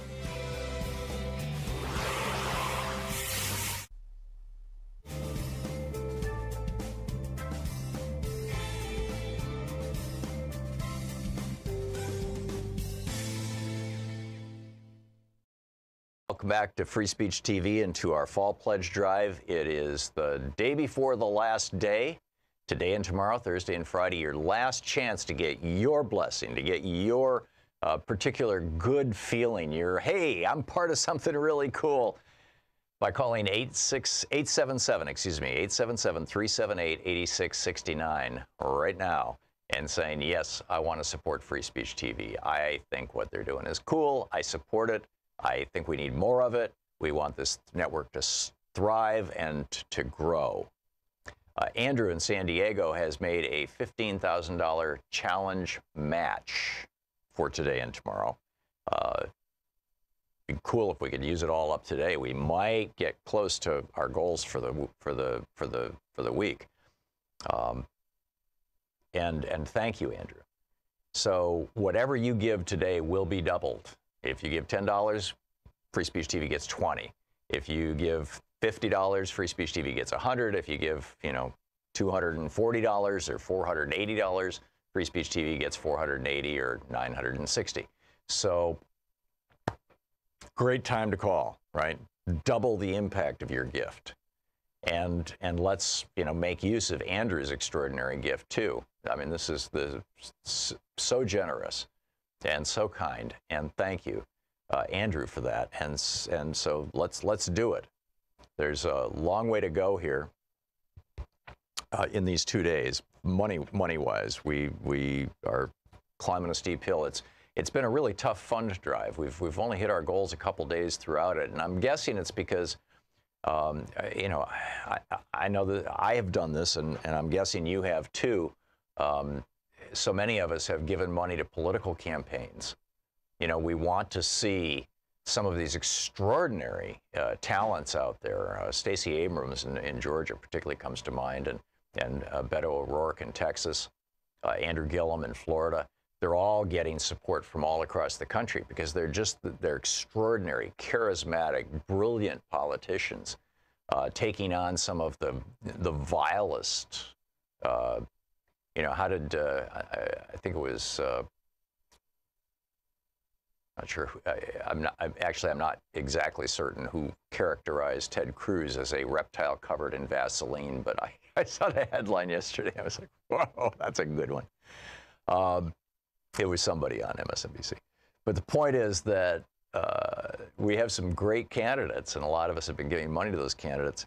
But, after the election, we still need progressive television. We still need a progressive channel. We need a place where people's voices are heard. We need a town square, a forum that people can call into and express their opinions, that you can call into and share your thoughts with. And that doesn't exist on the big networks. That doesn't, and to the extent that it even exists in radio in the United States, it largely exists only in right-wing talk radio. And so obviously the conversations are very different than the conversations that about 70% of America would like to have. Isn't that weird? 70% of America holds what would be considered far left or progressive views, strengthen Medicare, strengthen Social Security, national health care program, free college education, raise taxes on rich people, raise taxes on corporations, and use that money to rebuild our infrastructure in our country. 70% of America holds those values, and yet in the radio industry, it's probably about 1% of all the radio stations in America actually have programming that expresses those values, and 99% of the radio stations in America that carry talk programming are in opposition to those values. Isn't that mind-boggling? It speaks to the power that billionaires, including media moguls, have in this country. And that's why we need Free Speech TV. That's why we need your contribution now. And it will be doubled today because of Andrew's generous gift. With a $30 gift, you get the Free Speech TV mini kit, the sticker and the button. With a $72 gift, you get a copy of my book, my newly updated Last Hours of Ancient Sunlight. This book is an absolute classic. I'm very proud of it. It's I think the best book I've ever written. And we just went through and did a massive rewrite and update of the chapter on global warming, which had largely been devoted to peak oil in the previous edition. Because when I first wrote it in '92, and even in 2004, global warming was just kind of this thing we were learning about. Now we know about it, and it's scaring the bejesus out of us, and it's important to talk about. So anyhow, that's with a $72 gift. The book is also available with a $480 gift, which I'll get to in just a second. With a $120 gift, you get the Free Speech TV T-shirt made in the USA, plus the button and the sticker. With a $240 gift, you get the hoodie kit, which is the Free Speech TV hoodie, plus the bumper sticker and the button, or the sticker and the button. With a $360 gift, you get the Vote Our Future pack. That's the T-shirt and the hoodie, and the sticker and the button. And with a $480 gift, you get all the above. You get my book, The Last Hours of Ancient Sunlight, brand new edition, autographed by the author, plus the sticker, the T-shirt, the hoodie, and the button. And with a $1,000 gift, come to Portland, Oregon, and hang out with us here in our humble studio and see how incredible it is that you can actually make television out of a simple little office suite. We're doing some really good stuff here. And you'll love to meet Sean and Nate and Shira, and we'll have a good time. So call now, 877-378-8669. Please help. Thank you.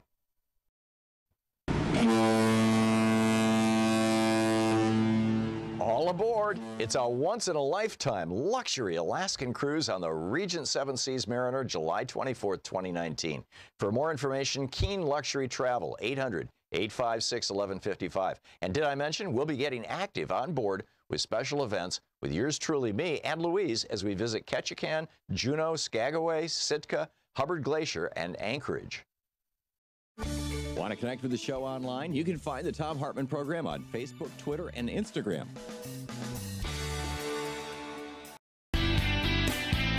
Well, isn't this special? The committee members are filing back into the room. We'll go back to live coverage when the hearing resumes.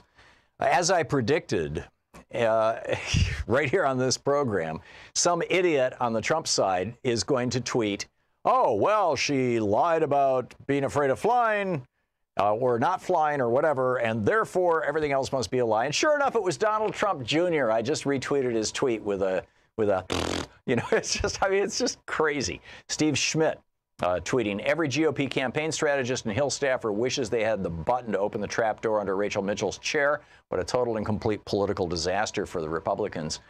You know, their one consolation is that Brett Kavanaugh is going to testify later in the day, and it'll probably drool over into prime time, so it'll have a larger audience. So Kavanaugh will have a much larger audience than Dr. Ford, which probably has something to do with how this was all scheduled. So anyhow, those are my thoughts. Your thoughts. Ginger in Northern California. Ginger, you're on the air. Yeah, I called because my husband yelled to me that I had to watch Graham just did a gaggle in the hallway with a bunch of media. Yeah. And as he turned to walk away to go down another hallway, another lady tried to intercept him and said, Mr. Graham, I was raped at 13 years of age. And she tried to talk to him. He turned his back and walked down the hallway. You've got to get the video. It is just sickening and revolting. Yeah. Okay. Thank you for the heads up on that, Ginger. That's terrible.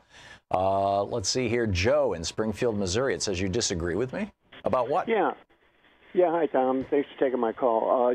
Just the idea, I wish you would reconsider it. The idea that they're hiring a woman is some kind of a misogyny thing. It's not, you know, I mean, what choice did they have? It's not misogyny, it's cowardice. Yeah, you think if they'd had a man come in there and do it, that what they are telling us, Joe, is that they don't trust those 11 men, and probably there's one or two of them that they don't trust, and I'm guessing Chuck Grassley is fairly high on that list, but they don't trust at least a couple of those men to be sufficiently sensitive and thoughtful and insightful to not make a complete fool of themselves, and so they hired Rachel Mitchell. Yeah, and I think that's what it says. Joe, thanks a lot for the call. Not that much of a disagreement, I guess. Jack in Petaluma, California. Hey, Jack, you wanted to comment on Dr. Frank's thoughts? Yes, Tom. I'd even like to say that I think he's going to have more patience after this. Especially this hearing. If you can remember back, I have a rough time, back when John Glenn, in my youth, we had assemblies as he was shot into outer space, and we felt pride in our America at that time. The same way when Alan Shepard went up. Now, these youth today, seeing how we've had our televised wars and all that stuff, they have no idea the pride that we had back then. The pride that was created by a president that was great at that time, and also a Senate and the House of Representatives that was great at that time. Yeah. They could talk together. Yeah, things sure have changed. Forgive my interrupting, Jack, but Mazie Hirono is the senator from Hawaii is currently speaking, and I want to go back to the hearings. Here it is. But we all know Dr. Ford's memory of the assault is very clear. Dr. Ford, the Republicans prosecutor has asked you all kinds of questions about who you called and when, asking details that would be asked in a cross-examination of a witness in a criminal trial. But this is not a criminal proceeding. This is a confirmation proceeding. I think I know what she's trying to get at. So I'll just ask you very plainly, Dr. Ford, is there a political motivation for your coming forward with your account of the assault by Brett Kavanaugh? No, and I'd like to reiterate that, again, I was trying to get the information to you while there was still a list of other, thank you, what looked like equally qualified candidates. And yet they're not here to testify. Dr. Ford, I'd like to join my colleagues who have thanked you for coming forward today. And I and we all admire you for what you're doing. And I understand why you have come forward. You wanted us and the American people to know what you knew about the character of the man we are considering for a lifetime appointment to the Supreme Court. I want to take a moment also to note the significant personal sacrifices you've made to come forward to share your traumatic experience with us and the American people. You've had to move, you've had death threats, all manner of basically re-victimization experiences have come your way. But by coming forward, you have inserted the question of character into this nomination and hopefully back into American life, and rightly so. We should be made to face the question of who it is we are putting in positions of power and decision-making in this country. We should look the question square in the face. Does character matter? Do our values, our real values about what is right and what is wrong, and about whether we treat our fellow human beings with dignity and respect, do they matter anymore? I believe they do. And I believe the reaction we have seen to this coverage right now and your courage all over this country shows us that we're not alone. You're not alone. That women and men all across America are disgusted and sick and tired of the way basic human decency has been driven from our public life. The president admits on tape to assaulting women. He separates children from their parents. He takes basic health care protections from those who need them most. He nominates and stands behind a man who stands credibly accused of a horrible act. I again want to thank you for coming forward.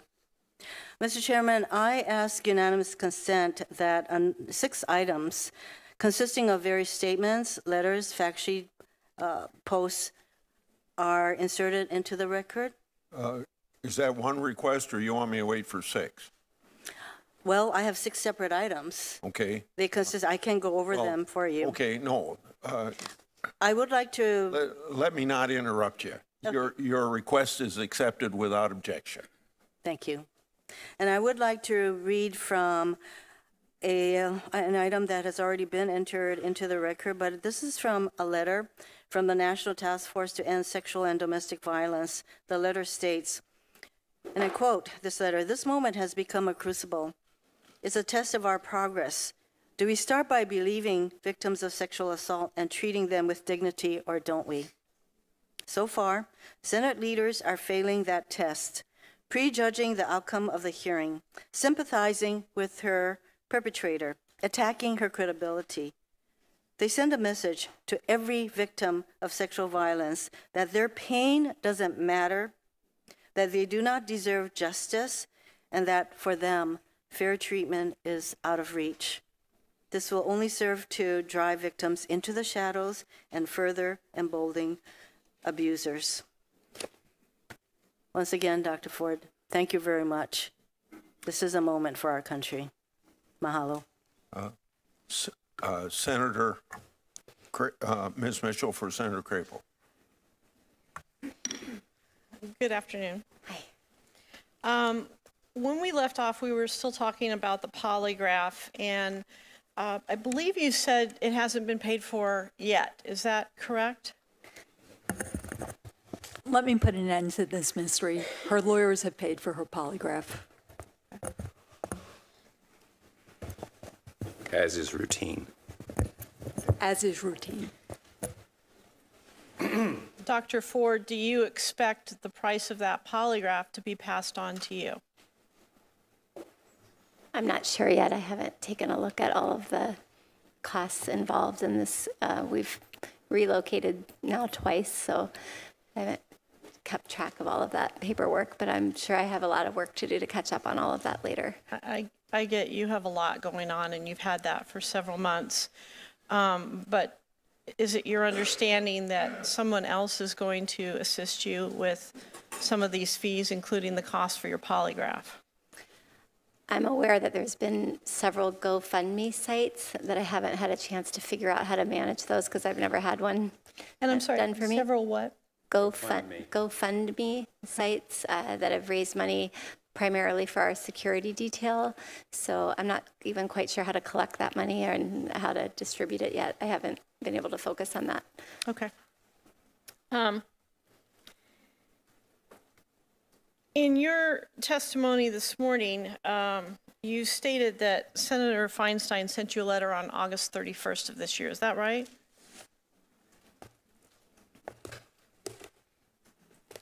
August 31st. Let me see.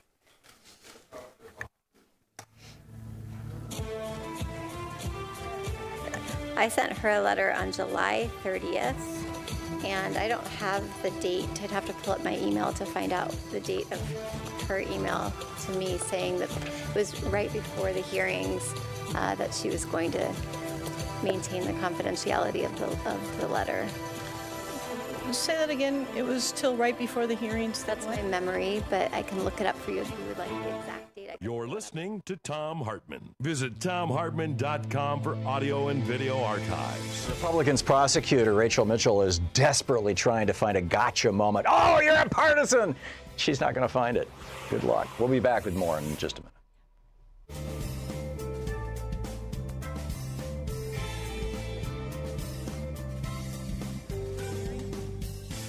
It was my understanding that it was going to be kept confidential. Period. Period.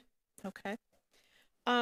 Between your polygraph on August the 7th and your receipt of the letter from Senator Feinstein, did you or anyone on your behalf speak to any member of Congress or congressional staff about these allegations? I personally did not. So my question was, did you or anybody on your behalf? What do you mean? Did someone speak for me? Somebody that is working with you or helping you, did somebody at your behest, on your behalf, speak to somebody in Congress or a staff? I'm not sure. Okay. I'm not sure how those exchanges went, but I didn't speak to anyone. Okay. Is it possible that somebody did? I think so. It would be possible. I'm guessing it would be possible, but I don't know. Okay. Excuse me, you've asked her not to guess, and now you're asking her what's possible. So I think if you want to ask her what she knows, you should ask her what she knows. Is that an objection, counsel? It is. I'll have the chair rule on that.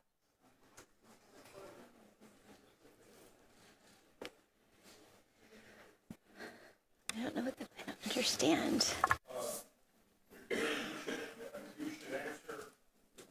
Unless there's a legal reason for not answering it, on advice of your counsel. So I don't totally understand the question, but I didn't speak with anyone during that time frame other than my counsel. Okay. You've said repeatedly that you did not think that that letter that you wrote on July 30th was going to be released to the public. Is that correct? Correct. Okay.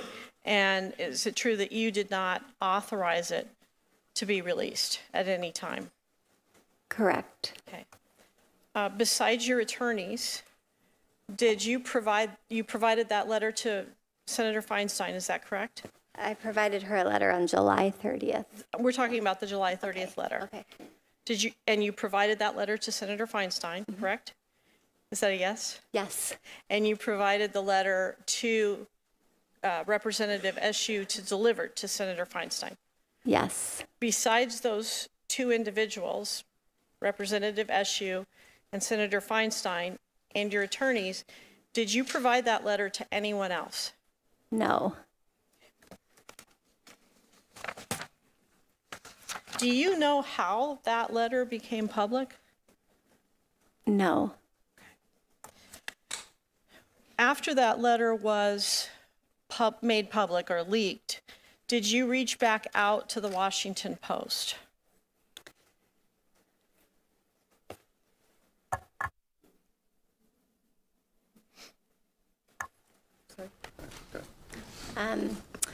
I reached out to the Washington, well, they were continuously reaching out to me, and I was not responding. But the time that I did respond and agree to do the sit down was once the reporters started showing up at my home and at my workplace. Thank you, Mr. Chairman. Dr. Ford, thank you for being here. I just want to remind everyone that this is not a courtroom, this is not a legal proceeding. You are here under your own volition. And though that a prosecutor has been engaged here to represent my colleagues, You're here, as you said, out of a civic duty. And I want to join my colleagues that it's really more.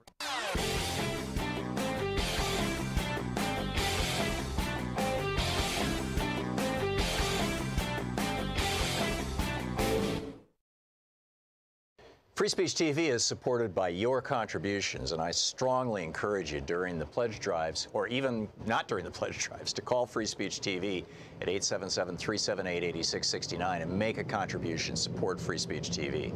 But that said, our program, the Thom Hartmann Program, what you're watching right now, is sustained by commercial advertising, and we're on commercial stations around the country. We run ads, they pay us for that. And one of the ways that you can support our program is by going to thomhartmann.com, our website, and clicking on the advertisements on that page for our sponsors and buying their products, supporting their products, or letting them know that you care about their products and that you support our show. That's thomhartmann.com, and click on the advertising there to support our program. We really appreciate it. We really appreciate your supporting Free Speech TV by your ongoing, calling and supporting the fundraising drives, and we also would really appreciate if you go to thomhartmann.com. Want to connect with the show? Senator Cory Booker is speaking right now and interviewing Dr. Ford. Correct. Assault on your dignity and your humanity? Absolutely. How has it affected your children? They're doing fairly well considering. Thank you for asking. And your husband? Doing fairly well considering. Yeah, thank you. We have a very supportive community. That's good to hear. I want to use a different word for your courage, because this is more, as much as this hearing is about a Supreme Court justice, the reality is by you coming forward, your courage, you are affecting the culture of our country. We have a wonderful nation, an incredible culture, but there are dark elements that allow unacceptable levels of sexual assault and harassment that are affecting girls and boys and affecting men and women, from big media outlets to corporations to factory floors to servers in restaurants to our intimate spaces and homes and apartments all around this country. I stepped out during the break and was deluged with notes from friends all around the country, social media posts, that there are literally hundreds of thousands of people watching your testimony right now. And note after note that I got, people in tears, feeling pain and anguish, not just feeling your pain, but feeling their own, who have not come forward. You are opening up to open air hurt and pain that goes on across this country. And for that, the word I would use, it's nothing short of heroic. Because what you're doing for our nation right now, besides giving testimony germane to one of the most sacred obligations of our offices, is you are speaking truth that this country needs to understand. And how we deal with survivors who come forward right now is unacceptable. And the way we deal with this, unfortunately, allows for the continued darkness of this culture to exist. And your brilliance, shining light under this, speaking your truth, is nothing short of heroic. But to the matter at hand, one of my colleagues who I have a lot of respect for, and I do consider him a friend, went to the Senate floor and spoke truth to both sides of the political aisle. Senator Flake said yesterday, this is a lifetime appointment, and this is said to be a deliberative body. In the interest of due diligence and fairness, her claims must be fully aired and considered. I agree with him. But you've asked for things that would give a full airing, from corroborating witnesses to be called. You've submitted to an intrusive polygraph test.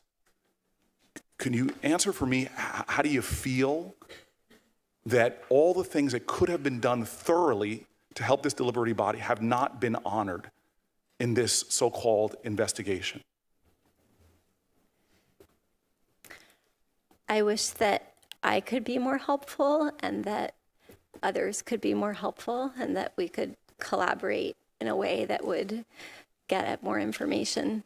Thank you very much. Mr. Chairman, I'd just like to introduce for the record 7 letters from Lambda Legal, from Mormon Women for Ethical Government, youth-led organizations around this country, the international unions bricklayers, allied craft workers, a letter from 295 survivors of sexual violence in support of Dr. Ford, and a letter from 1,600 men. It's a campaign in support of Dr. Ford. And those who want to assert, men and women, that survivors of sexual violence are not opportunists, do not have political access to grime, but are coming forward with courage and with heart to speak their truth and try to end the scourge of sexual assault and violence in our country. Without objection, so ordered. Senator Tillis, Ms. Mitchell for Senator Tillis.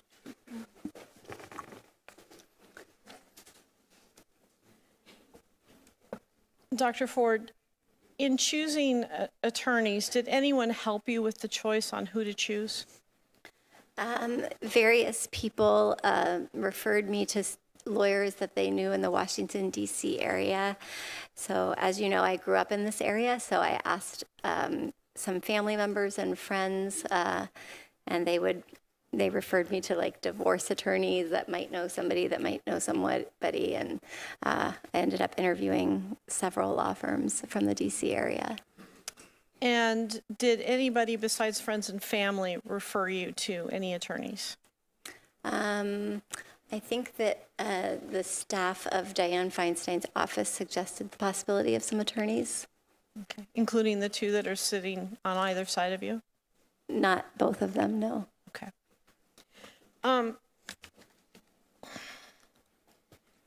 We've heard a lot about FBI investigations. When did you personally first request an FBI investigation?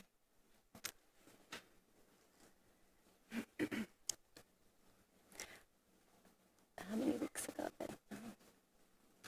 I guess when we first started talking about the possibility of a hearing, I was hoping that there would be a more thorough investigation.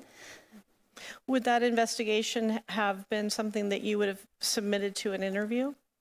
I would be happy to cooperate with the FBI, yes. Would you have been happy to submit to an interview by staff members from this committee? Absolutely.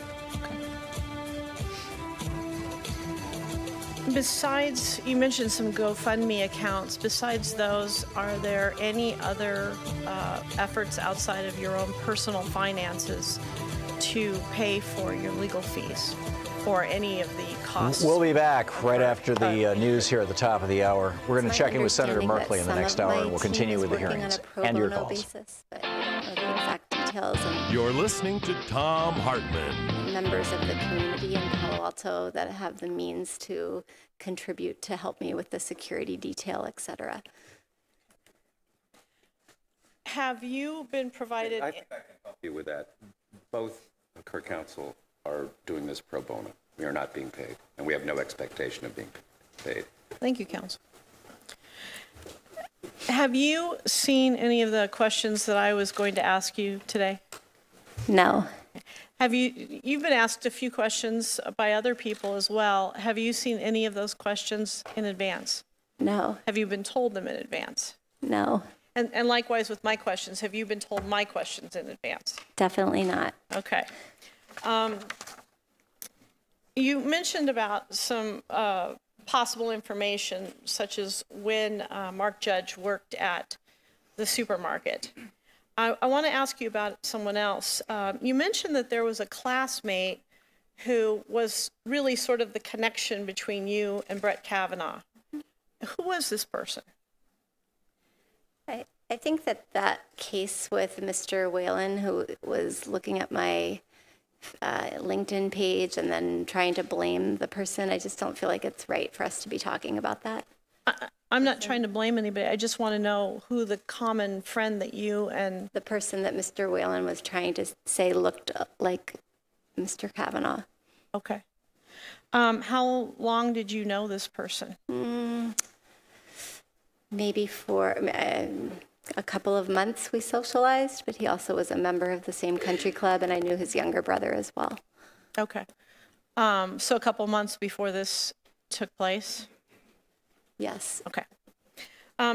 How would you characterize your relationship with him both before and after this took place, this person? He was somebody that we use the phrase "I went out with." I wouldn't say date. I went out with for a few months.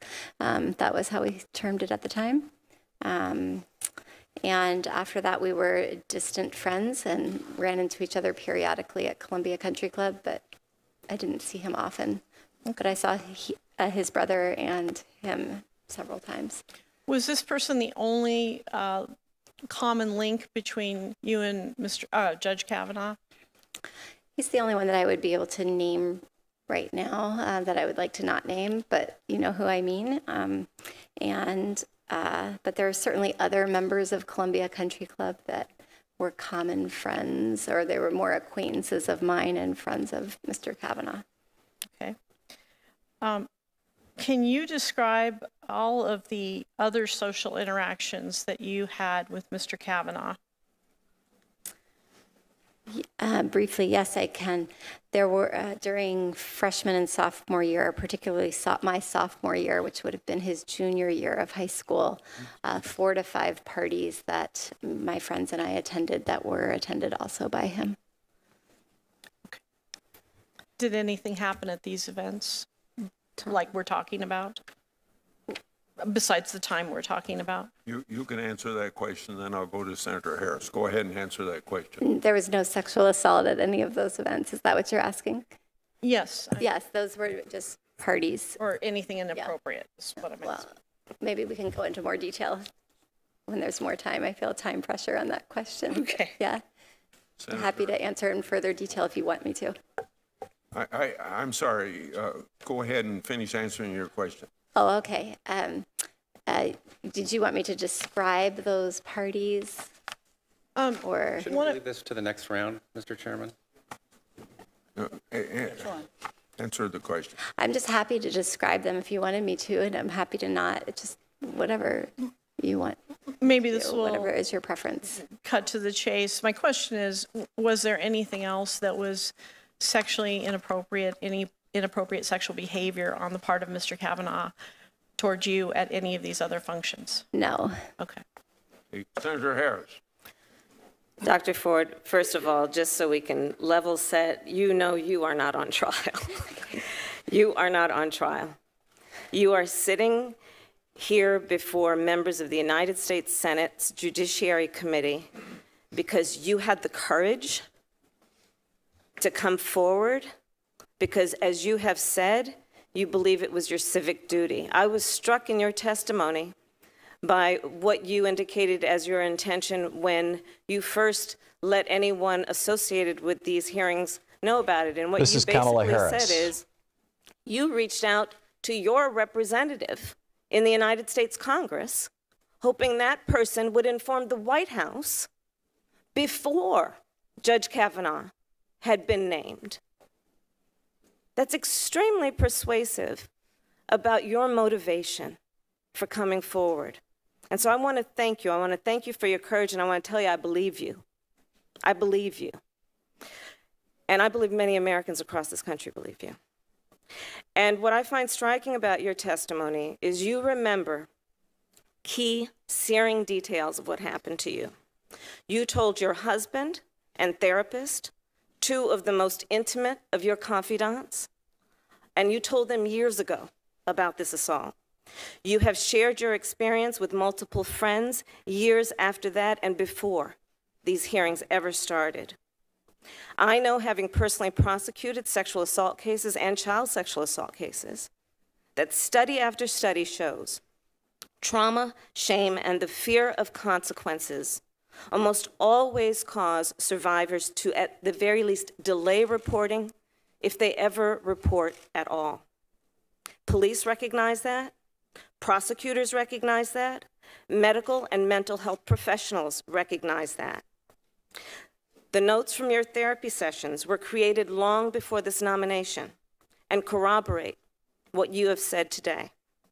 You have passed a polygraph and submitted the results to this committee. Judge Kavanaugh has not. You have called for outside witnesses to testify and for expert witnesses to testify. Judge Kavanaugh has not. But most importantly, you have called for an independent FBI investigation into the facts. Judge Kavanaugh has not. And we owe you that. We owe the American people that. And let's talk about why this is so important. Contrary to what has been said today, the FBI does not reach conclusions. The FBI investigates. It interviews witnesses, gathers facts, and then presents that information to the United States Senate for our consideration and judgment. This committee knows that, in spite of what you've been told. In 1991, during a similar hearing, one of my Republican colleagues in this committee stated these claims were taken seriously by having the Federal Bureau of Investigations launch an inquiry to determine their validity. The FBI fulfilled its duty and issued a confidential report. Well, that could have and should have been done here. This morning, it was said that this could have been investigated confidentially back in July. But this also could have been investigated in the last 11 days since you came forward. Yet that has not happened. The FBI could have interviewed Mark Judge, Patrick Smith,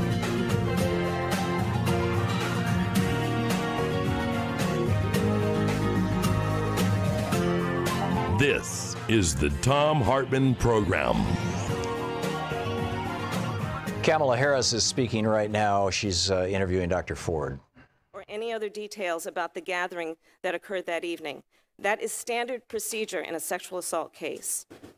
In fact, the manual that was signed off by Ms. Mitchell, the manual that is posted on the Maricopa County Attorney's website as a guiding principle and best practices for what should happen with sexual assault cases, highlights the details of what should happen in terms of the need for an objective investigation into any sexual assault case. It says, quote, effective investigation requires cooperation with a multidisciplinary team that includes medical professionals, victim advocates, dedicated forensic interviewers, criminalists, and other law enforcement members.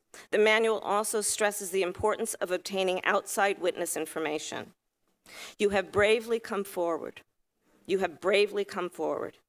And I want to thank you because you clearly have nothing to gain for what you have done. You have been a true patriot in fighting for the best of who we are as a country. I believe you are doing that because you love this country. And I believe history will show that you are a true profile in courage at this moment in time in the history of our country. And I thank you. Senator Kennedy now, so proceed, Ms. Mitchell. Dr. Ford, we're almost done. Just a couple cleanup questions. First of all, which of your two lawyers did Senator Feinstein's office recommend? The Katz. I'm sorry? The Katz firm. Okay.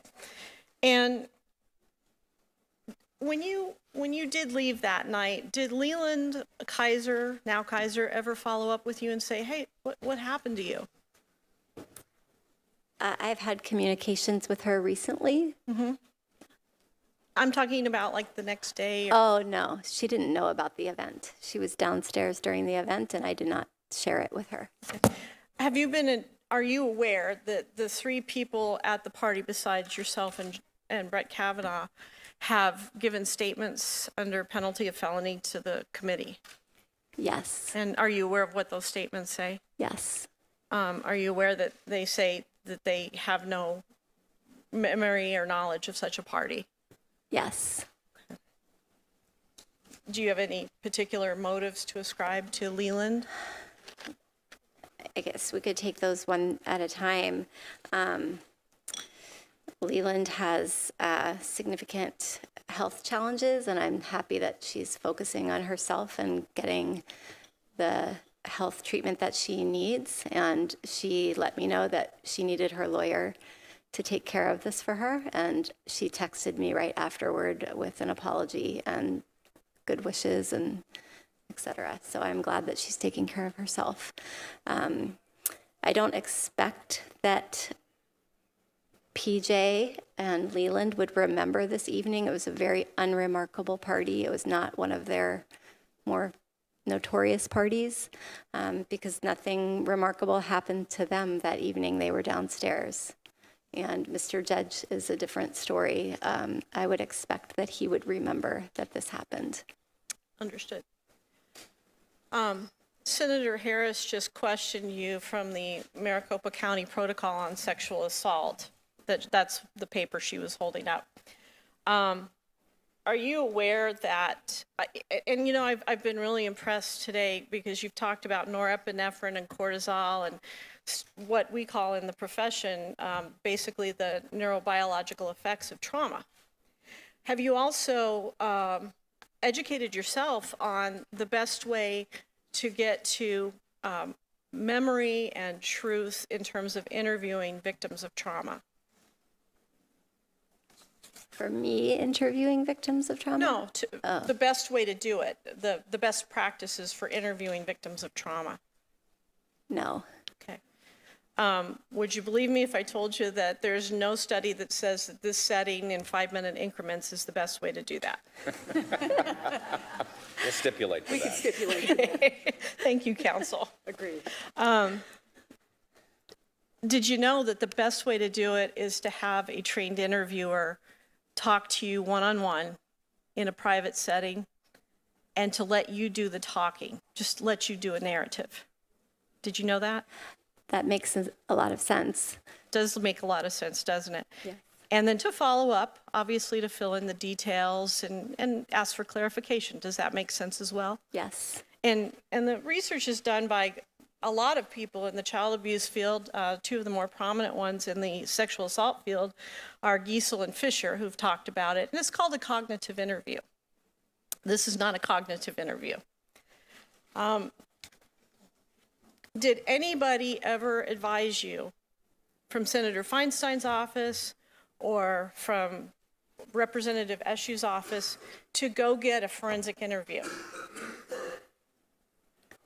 No. Instead, you were advised to get an attorney and take a polygraph. Is that right? Many people advised me to get an attorney. Once I had an attorney, my attorney and I discussed using the polygraph. And instead of submitting to an interview in California, we're having a hearing here today in 5-minute increments. Is that right? I agree that's what was agreed upon by the collegial group here. Thank you. I have no further questions. Okay, I have something to submit for the record. We received 3 statements under penalty of felony from 3 witnesses identified by Dr. Ford, Mark Judge, Leland Kaiser, and Patrick Smith. All 3 denied any knowledge of the incident or gathering described by Dr. Ford. Without objection, I'll enter in the record. Mr. Chairman, I have something for the record as well. A number of letters from the witnesses, family, friends. Yeah, we're not putting her on trial, Dr. Ford. Oh no. We'll be back with more of the trial right after this. This is the Thom Hartmann Program. It's the 11 white old Republican men putting Dr. Christine Blasey Ford on trial before the U.S. Senate.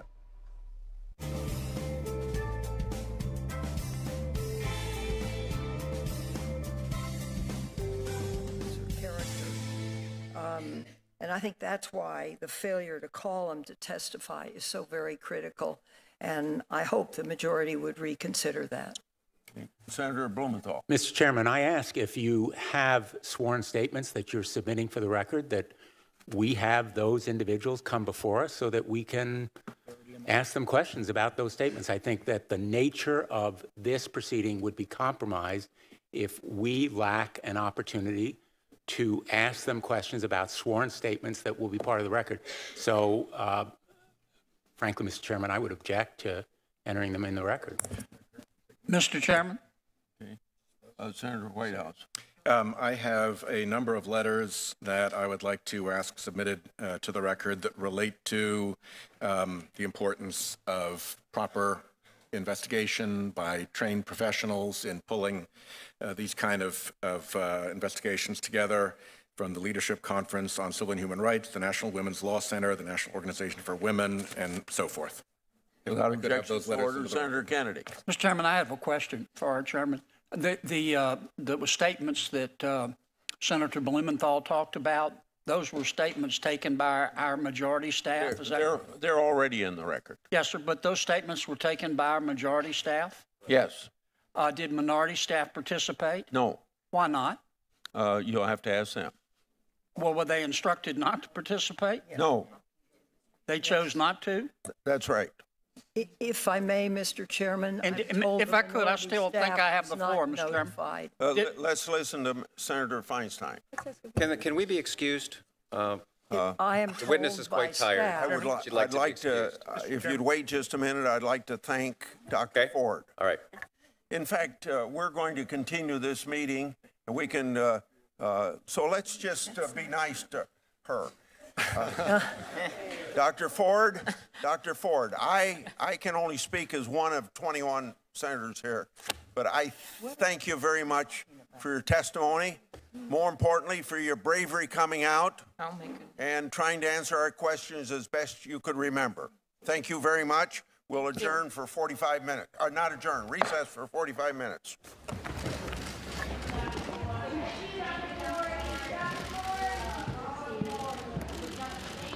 So the hearing is sort of wrapping up, and we're going to rejoin our commercial stations in just 1 minute, and then Senator Jeff Merkley is going to come on with us. Remarkable. I mean, there were 3 attempts by the prosecutor that the Republicans had hired to play Perry Mason against Dr. Ford. And the first was, oh, you say you have a fear of flying, and yet you flew here. And Donald Trump Jr. tweeted that out. Basically, hey, if she'll lie about that, she'll lie about anything. I responded to that tweet, as you can find on my Twitter feed.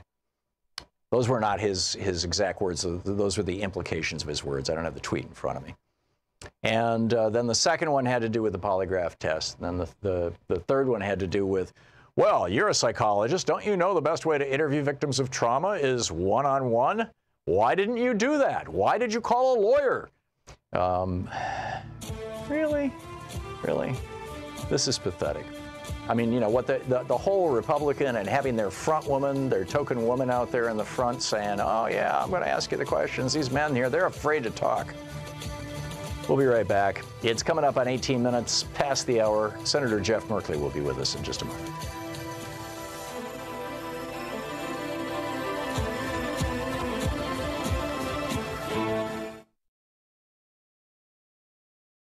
Free Speech TV is supported by your contributions, and I strongly encourage you during the pledge drives, or even not during the pledge drives, to call Free Speech TV at 877-378-8669 and make a contribution, support Free Speech TV. But that said, our program, the Thom Hartmann Program, what you're watching right now, is sustained by commercial advertising, and we're on commercial stations around the country. We run ads. They pay us for that.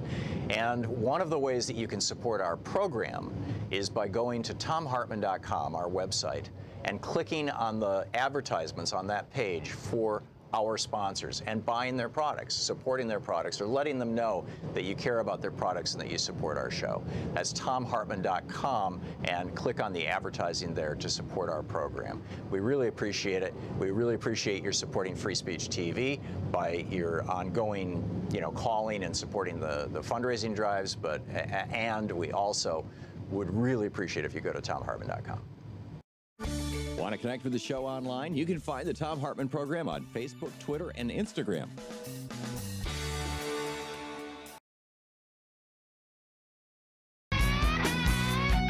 Senator Jeff Merkley on the line with us, the senator from Oregon. Merkley.senate.gov is the website. You can tweet him at Sen, as in Senator, S-E-N, Jeff Merkley, M-E-R-K-L-E-Y. Senator, welcome back to the program. Thanks so much, Tom. Good to be with you. I'm curious, first of all, I'm assuming that you caught at least some of the hearings this morning. I'm curious your take on what this spectacle that we saw this morning. Well, I have to tell you, the whole setup is just a sham to try to make this a she said, he said, not allowing an FBI investigation, not bringing in corroborating individuals. All of this was done in 1991. How is it we can be 27 years into the future and treat women worse who come forward to share their experiences of a sexual violence?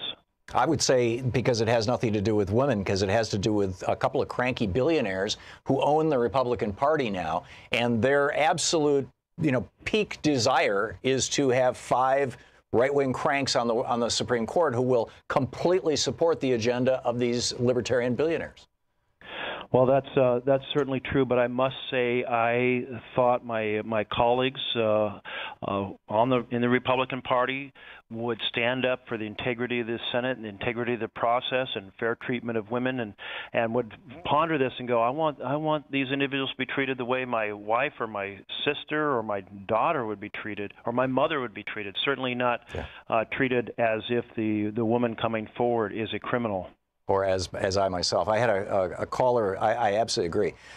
We had a caller earlier, a young African-American man, who said that had you stripped the gender out of this and replaced it with race, had it been a black man testifying and the 11 white Republican senators had decided to hire a black man to question him, then everybody would say, oh, that's tokenism. It would be so obvious what's going on. And yet, because it's a woman that they hired to interview a woman, we're not talking like that. Once again, women are behind men. I mean, black men got the right to vote 70 years before black women got the right to vote, for example. And I'm curious your thoughts on that. That seemed like a pretty trenchant observation to me.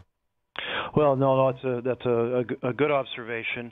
I must say, when I heard that they were hiring a prosecutor, I'm like, this is just a continuation of the effort to put Dr. Ford on trial, as if she is the problem or the issue, rather than the courageous citizen she is, stepping forward, knowing it would be a great personal expense. And I just kept waiting. I keep waiting for one of those Republicans on the committee to stand up and say, I've had enough. It's wrong that we haven't had an FBI investigation. You will not get my vote. I will not support us holding a vote until we start treating people decently and do the basics to have some shred of a fair process. Yeah, it's going to be real interesting to see how this has all played out with the American public. But I think it was a pretty ugly spectacle this morning, and it was the Democrats who were mostly just praising her rather than interviewing her, for her courage in coming forward and for all the difficulties. Props to them. So you, sir, we're talking with Senator Jeff Merkley. You, sir, have you're trying to do something about this process. Tell us about that. Well, something has occurred that we have never seen before. And picture the advice and consent process in the Constitution. The founders were so clear. We want the Senate to be a check on the president making appointments. We want the president to be a check on the Senate. We're not giving the power to either one of them. Each of them will have a specific and different role. The president to nominate, and the Senate to review the credentials of the individual and determine if that individual is fit or unfit to hold office. That call, and that's how Alexander Hamilton put it. He said, "Fit or unfit." That's our responsibility, which means you have to be able to review the record.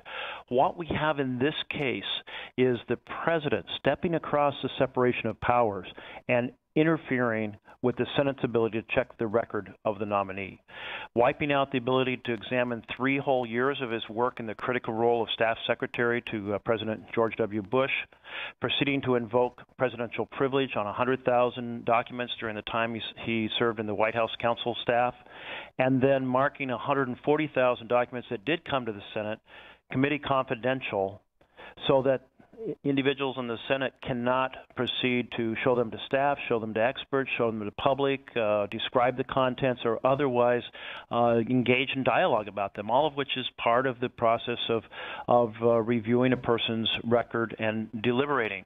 So these 3 instances are so egregious, so unprecedented, and such a risky precedent to the future that a president can nominate and then stop the Senate from being able to see information about the nominee.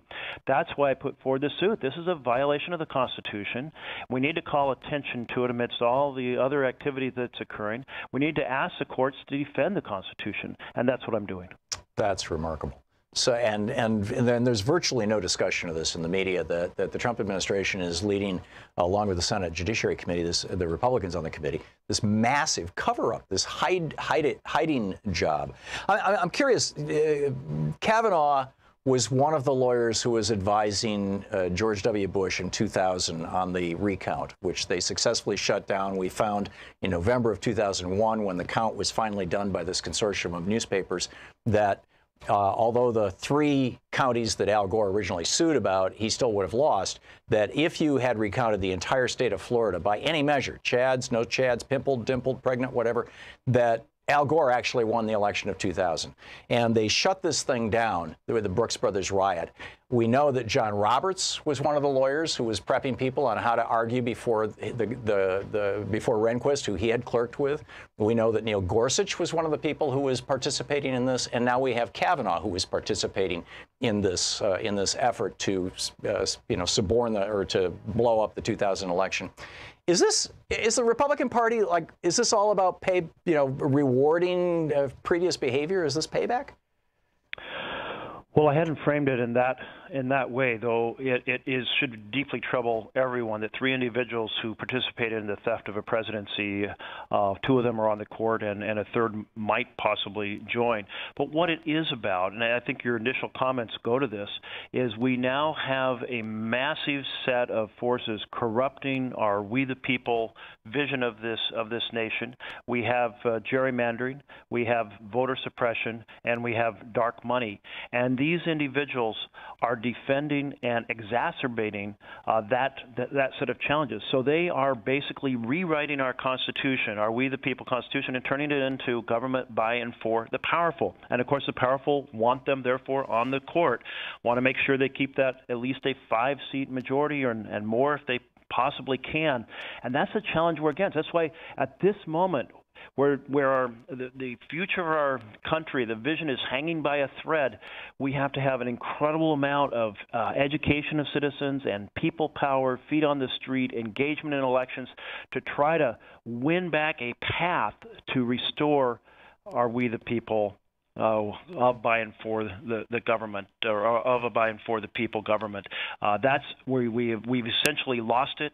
We have to reclaim it before it's too late. Yeah, so very, very well said. Senator Jeff Merkley, representing the great state of Oregon, my senator, merkley.senate.gov. Senator, thank you so much. Thank you so much, Tom. And thank you so much for being my senator. You bet. I appreciate Proud it. to do so. It's great talking with you. We'll be back with your calls and more of the program here after the news at the bottom of the hour. So stick around. It's 27 minutes past the hour. You're listening to the Thom Hartmann Program. Call 202-808-9925. I am really curious to hear your thoughts on what we all witnessed this morning. We'll pick up your calls right after the break.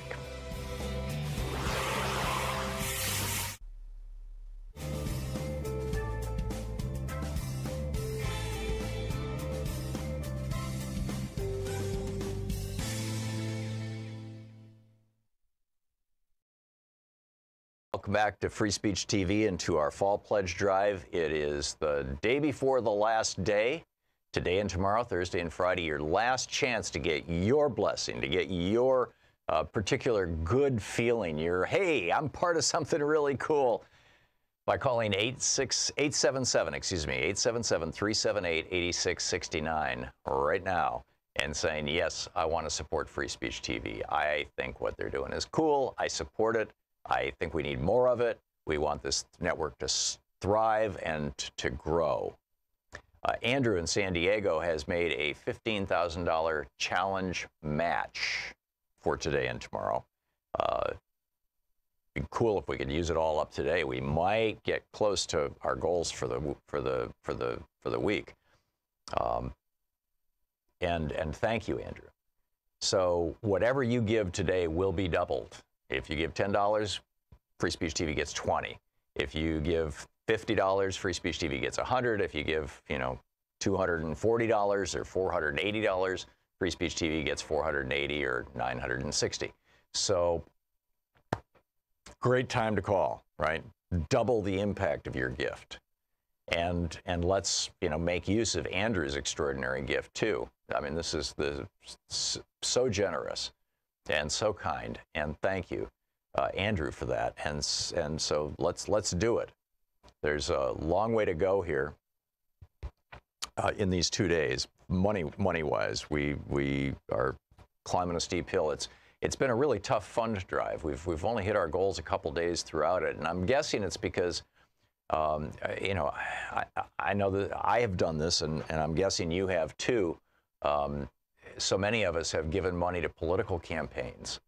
We want to see some of these extraordinary talents out there. Stacey Abrams in Georgia particularly comes to mind, and Beto O'Rourke in Texas, Andrew Gillum in Florida. They're all getting support from all across the country because they're extraordinary, charismatic, brilliant politicians taking on some of the vilest. How did I think it was? Not sure. I'm not exactly certain who characterized Ted Cruz as a reptile covered in Vaseline, but I saw the headline yesterday. I was like, whoa, that's a good one. It was somebody on MSNBC. But the point is that we have some great candidates, and a lot of us have been giving money to those candidates. But, after the election, we still need progressive television. We still need a progressive channel. We need a place where people's voices are heard. We need a town square, a forum that people can call into and express their opinions, that you can call into and share your thoughts with. And that doesn't exist on the big networks. That doesn't, and to the extent that it even exists in radio in the United States, it largely exists only in right-wing talk radio.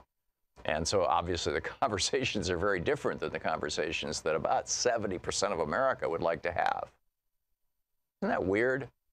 70% of America holds what would be considered far left or progressive views, strengthen Medicare, strengthen Social Security, national health care program, free college education, raise taxes on rich people, raise taxes on corporations, and use that money to rebuild our infrastructure in our country.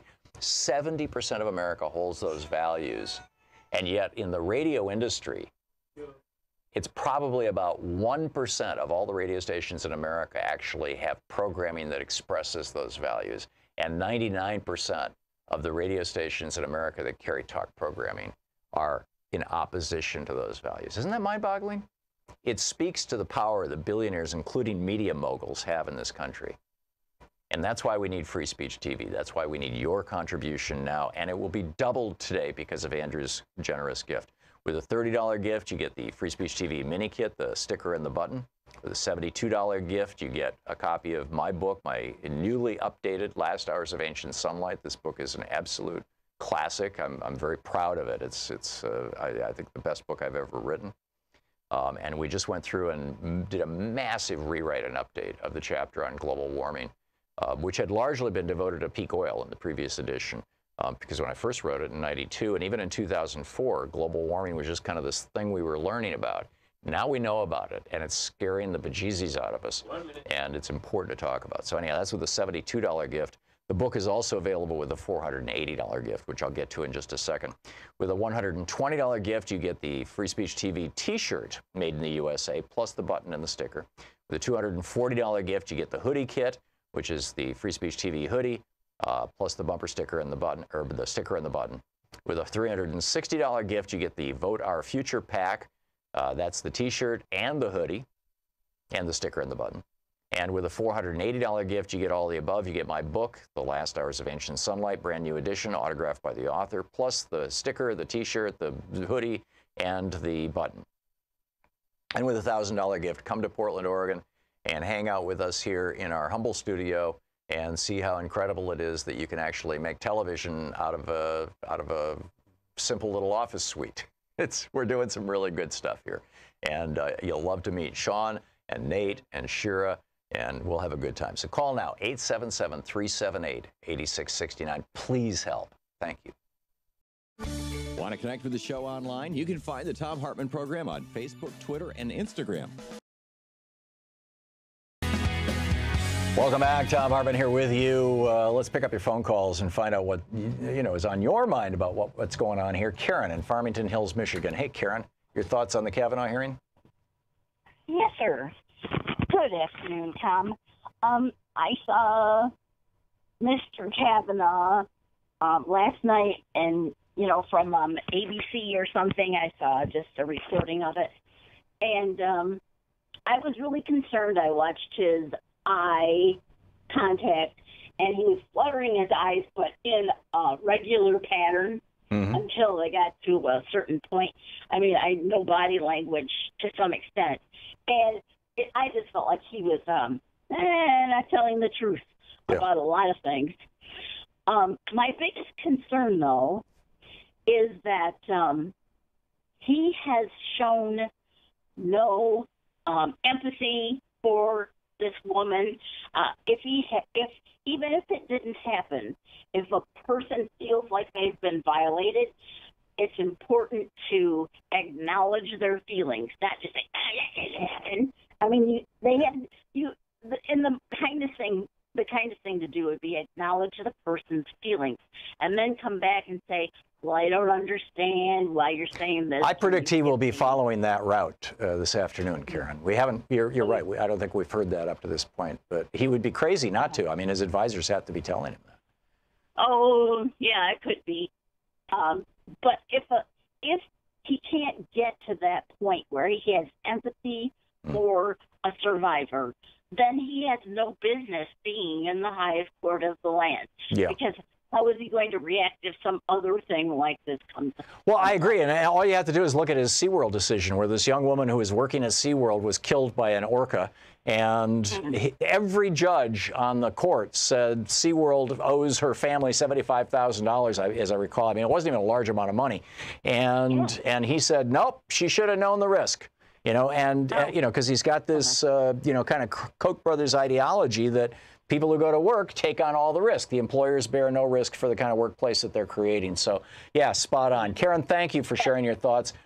Great to hear from you. Nick in Pismo Beach, California. Hey, Nick, what's up?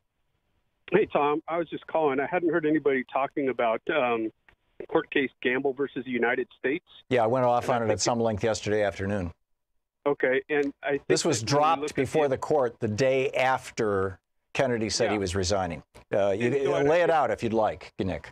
Well, I think what's happening is we're concentrating on why Brett Kavanaugh, but I think what you really have to concentrate on is why someone before the next Supreme Court session. Exactly. And I think that's part of it. So you take the pardon power away from just being a federal pardon, and in which case states can then go after criminals. And in this case, the pardon power would extend that to preempt them from being brought upon, state charges. So it gives an ultimate pardon power to somebody. And if Kavanaugh's that fifth vote, given his inclination to say that the president can't be, in essence, bothered with, answering to his activies.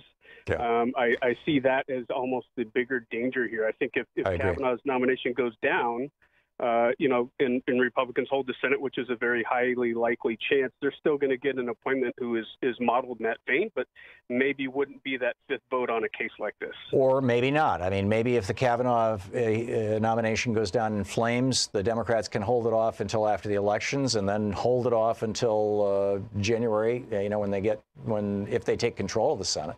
And if the Democrats hold the control of the Senate, maybe they can even keep that seat open for another 3 years, 2.5 years. But Nick, I just want to make a real quick point for people who don't know what you and I are talking about. There is a court case, Gamble versus U.S., that was put on the Supreme Court docket the day after Kennedy announced his retirement. In other words, after the court was all done, it'll be one of the things that'll be picked up in October in the new session of the court. And what this decision could do, if it goes the way that Trump and his people want it to go, is it could say that if the state of New York tries to prosecute Paul Manafort after Trump gives him a pardon, or if the state of New York wants to prosecute Donald Trump Jr. after Trump gives him a pardon, or Paul Manafort or Michael Flynn or anybody, then that's considered double jeopardy, which is prohibited under the Fifth Amendment of the Constitution. This is, for 150 years, the only exception to the double jeopardy law has been state versus federal prosecutions. And it gives a lot of power to federal prosecutors because they can say to people like Paul Manafort, well, you should take the deal with us because that's going to cause the state people to say, okay, he's been nailed. We're going to give up on the case because if you don't take the deal with us, even if we can't get you, the state attorney general is going to get you. And so, you know, it's very helpful. And the Republicans want to do away with this because it will extend the power of the pardon essentially to all state and local prosecutions as well as federal. And that's a big deal. I mean, that's handing massive power to Donald Trump. Back to you, Nick. Yeah, that's exactly what I wanted to say, Tom. And I think in this case, in the current atmosphere, it may explain why there is such a rush to get a judge before the next session. Yeah, amen. I agree. I absolutely agree. Thanks a lot for the call. In fact, I should have brought that up with Senator Merkley. Damon in Gilbert, Arizona. Hey, Damon, what's on your mind today? Hi, Tom. A longtime listener, not a first-time caller, but it's been a while. Thank you. I just wanted. Oh, yeah, absolutely. I just wanted to say, first of all, I thought what went on was crazy. My wife actually just got back from doing like a protest with some of the handmaiden group outside of Jeff Flake's office. And after seeing that lady, I was like, oh, my goodness. Yeah. Should have been out in front of her office. Oh, you're talking Rachel Mitchell, the prosecutor from Maricopa County. Absolutely. But I wanted to posit something to you because I was so frustrated that my mind started racing on to other things. So do you remember, the anonymous op-ed? We're saving the Republic from Trump. Don't worry, everything's good. Go back to sleep. Right. Yeah. There's one department that has actually completely ignored President Trump on some of the things that he's told that department to do. And I just wanted to throw it out there. The Department of Defense has done that. Mattis has actually been, no, we're not going to get rid of transgendered out of it. No, we're not going to do this. No, we're not going to do that. I mean, he hasn't gone out and been he does it quietly, public about it. Yeah, absolutely. So I was like, I wonder if someone from Mattis's office. It's entirely possible. Someone that wrote that. It's entirely possible. Certainly HUD didn't do it. Yeah. Certainly the EPA doesn't do that. No, and Department of Defense has done that. Yeah, it's going to be interesting when we ultimately find out, and I suspect we ultimately will. Damon, thanks for the call. That's a really good point. Lisa in Sutherland, Oregon. Hey, Lisa, thanks for watching Free Speech TV. What's up? Oh, hi. I just dropped my phone. I'm sorry. Hang on a second. Oh, thank you for taking my call. I am trying to gather my thoughts. I was curious, is it the FBI's obligation or responsibility to investigate the threats on Dr. Ford's life? And the reason that I'm pressing this is because I'm not going to go into my story, but an incident that changed my life 16 years ago with the police and so forth, and the harassment and. Yes, it is their job to investigate death threats against Dr. Ford, and they have done that. She has met with the FBI, I believe, several times, and turned over to them, the emails and tweets and whatnot that are credible threats to her safety and her family. Well, I'm not pointing fingers, but my experience, I was threatened and harassed and stalked by the police, prosecutors in a case where they realized they made a mistake. It was a police brutality hate crime, and they realized they were dealing with two professionals. And when they found out I was a teacher and my partner was a therapist, they put a gag order on us, and finally I moved out of state. Wow. Because I couldn't even drive my car without being stopped every month. So I know that, and I can tell you stories from decades ago, that living in New York and meeting all these wealthy men in bars where we used to go, TGIF, thank God it's Fridays after work, and them trying to recruit women into the escort business, and and these are these were so-called professional men. Right. This is a rape culture. Yeah, it absolutely is. It's getting better, but it certainly is. Yeah. Well said, Lisa. Thank you very much for the call, and I'm sorry to hear about your experience. Sounds like a tough one. We'll be back. It's 44 minutes past the hour.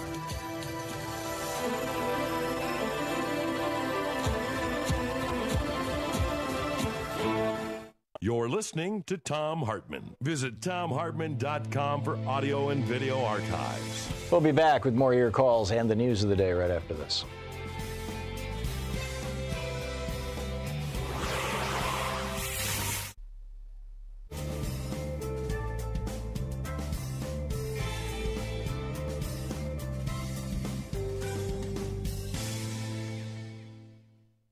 And welcome back. Mo in Deerfield Beach, Florida. Hey, Mo, what's on your mind today?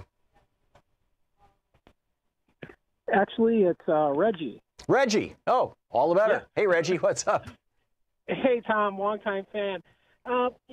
Senator Merkley had mentioned that he was a little bit taken aback by how the Republicans behaved, and I find that a little bit bewildering in that I would have expected this from them. And so I just think we have to, up our game to the point where we have to anticipate a little bit better as to where they're going to go with some of their, initiatives. So, yeah, the big question on my mind is obviously Rachel, what's her last name? The prosecutor. Rachel Miller, I think, whatever it is. Anyhow, the woman that they hired from Maricopa County to be the prosecutor in this case did her prosecutorial best against Dr. Ford. Will she be interrogating Brett Kavanaugh? And if so, will she be advocating for him or will she be interrogating him? I'm hopeful of the latter. I'm beginning to think that probably the Republican senators are not even going to have her speak. Do you know, Reggie? No, I do not. I do not have that. Okay, it's going to be interesting to see. Anyhow, you were saying we know that the Republicans are going to behave this way.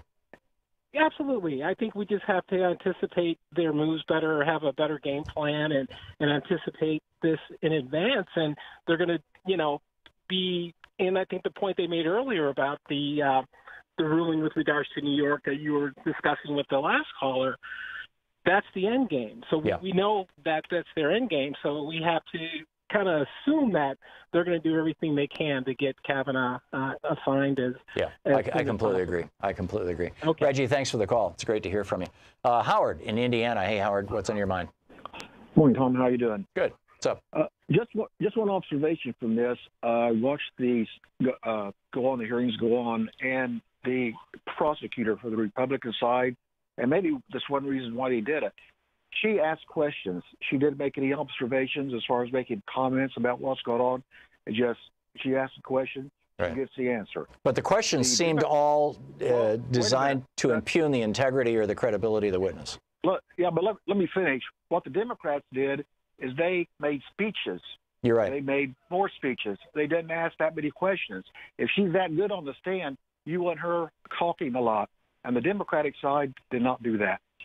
Well, I think they didn't ask her questions because, A, she had already described this event in detail twice, and B, she expressed pain at doing so. In fact, she broke down crying at one point. And so who wants to put her through that? She's already got her story out there. We already know what she's going to say and how bad the situation was for her. And so, let's give her some love. Let's point out to her, as Kamala Harris did. She said, you are not the one on trial here. And, I think that's an important point. Howard, thank you for the call. In fact, I think that's a very, very important point. Oh, geez, we just have 12 seconds until we're going to hit the break for Talk Media News. So my apologies to any other callers who wanted to get in and participate in all this. But we'll be right back. We're going to check in with Bob Ney and find out what he thinks about what happened today and any other news of the day. Did someplace blow up around the world? Did, anything important happening? Let's check in with Talk Media News and find out. So stick around. It's 49 minutes past the hour, 48 and a half. And we'll be back with Bob Ney with Talk Media News right after this.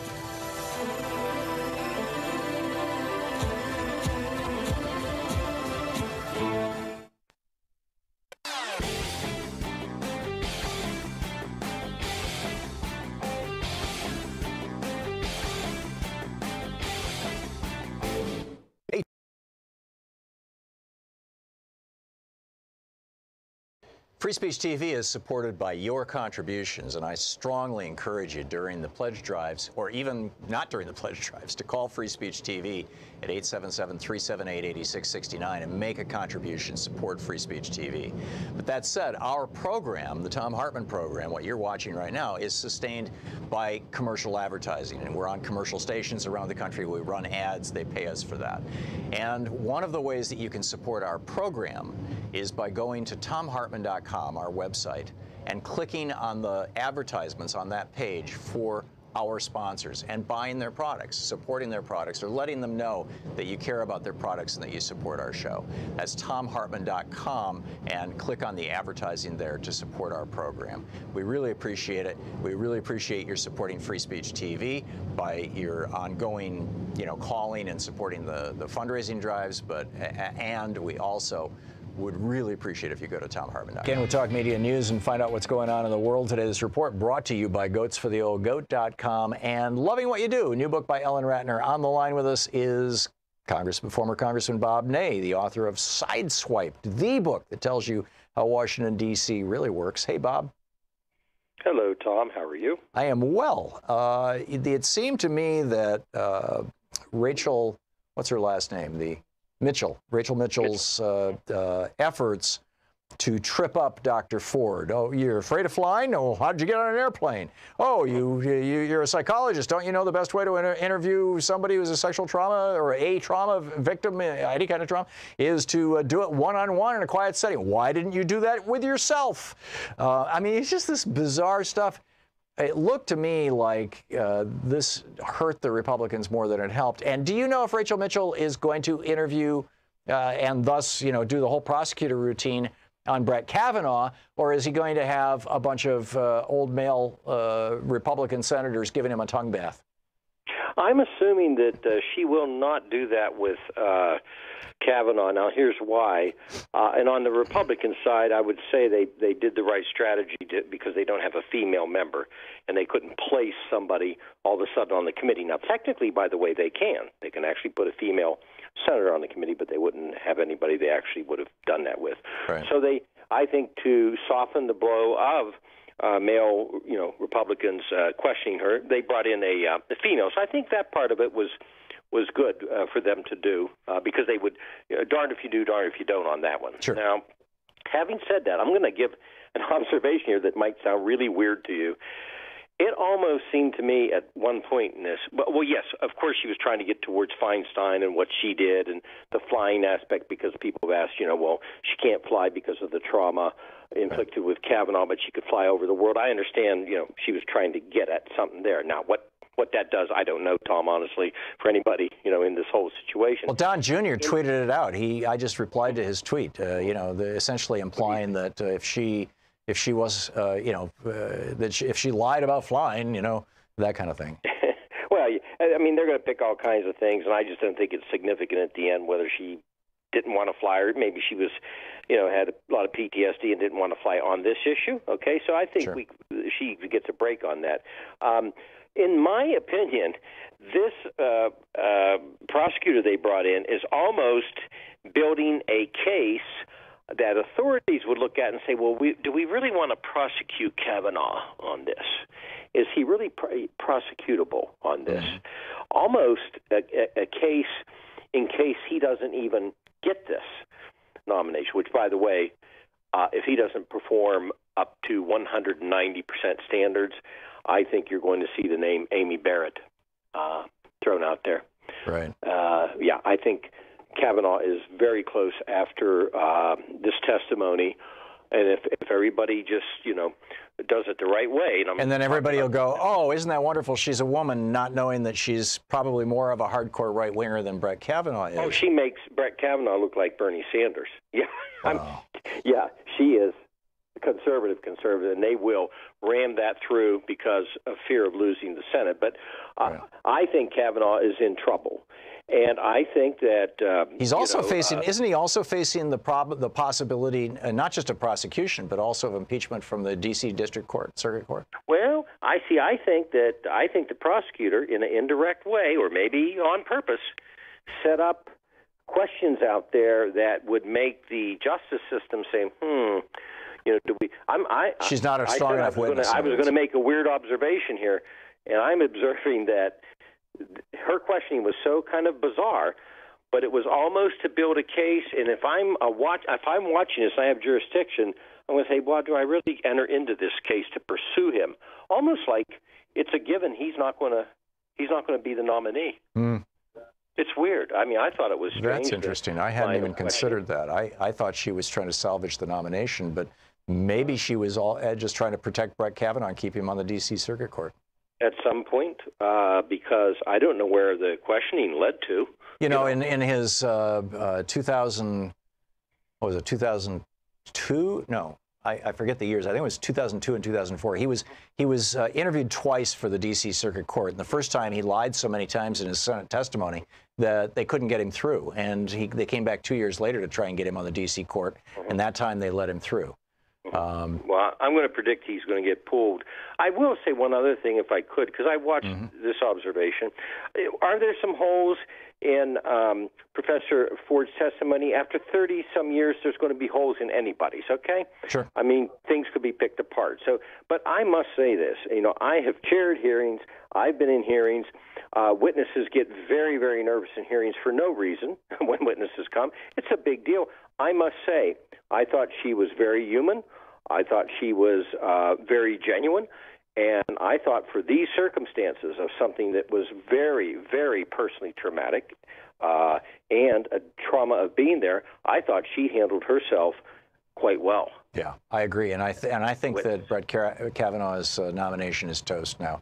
And Trump apparently, it's being leaked out of the White House right now that Trump thought that she did a good job, which is a bad thing from Kavanaugh's point of view. Amy Barrett is the next nominee. That one I'm going to predict. What's her background? A little bit on that.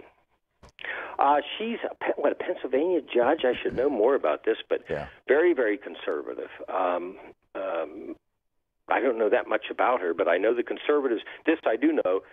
Conservatives that I know really wanted her. They did not want Kavanaugh. They wanted her. Interesting. Yes, isn't it? Yeah. Is she also anti-abortion? Oh, yeah, absolutely. Huh. Yes. Yeah. So we'll see where this goes. Anti-abortion. Okay. We got about 5 seconds, Bob. Is anything else going on in the world we need to know about? Oh, well, just 5 House races changed, by the way. Colorado, North Carolina, New York, Pennsylvania 1st District, and Texas all changed in the sense that they are up for grabs now, toss-ups for the Democratic side. Those are seats that were not supposed to be in that category. Oh, that's fascinating. Good news. Bob Ney with Talk Media News. Thank you, Bob. Okay, thanks. And thank you for being with us today. We'll be back tomorrow evaluating how Mr. Kavanaugh did and where this is all going. My prediction is by this time tomorrow, Kavanaugh is no longer going to be in the race. I agree with Bob. In fact, I was saying this at this time yesterday. I was surprised the hearing went forward. So anyhow, in the meantime, don't forget, democracy is not a spectator sport. It requires all of us, and that includes you. Tag, you're it. We'll see you tomorrow. You've been listening to Thom Hartmann. For audio and video archives, visit thomhartmann.com.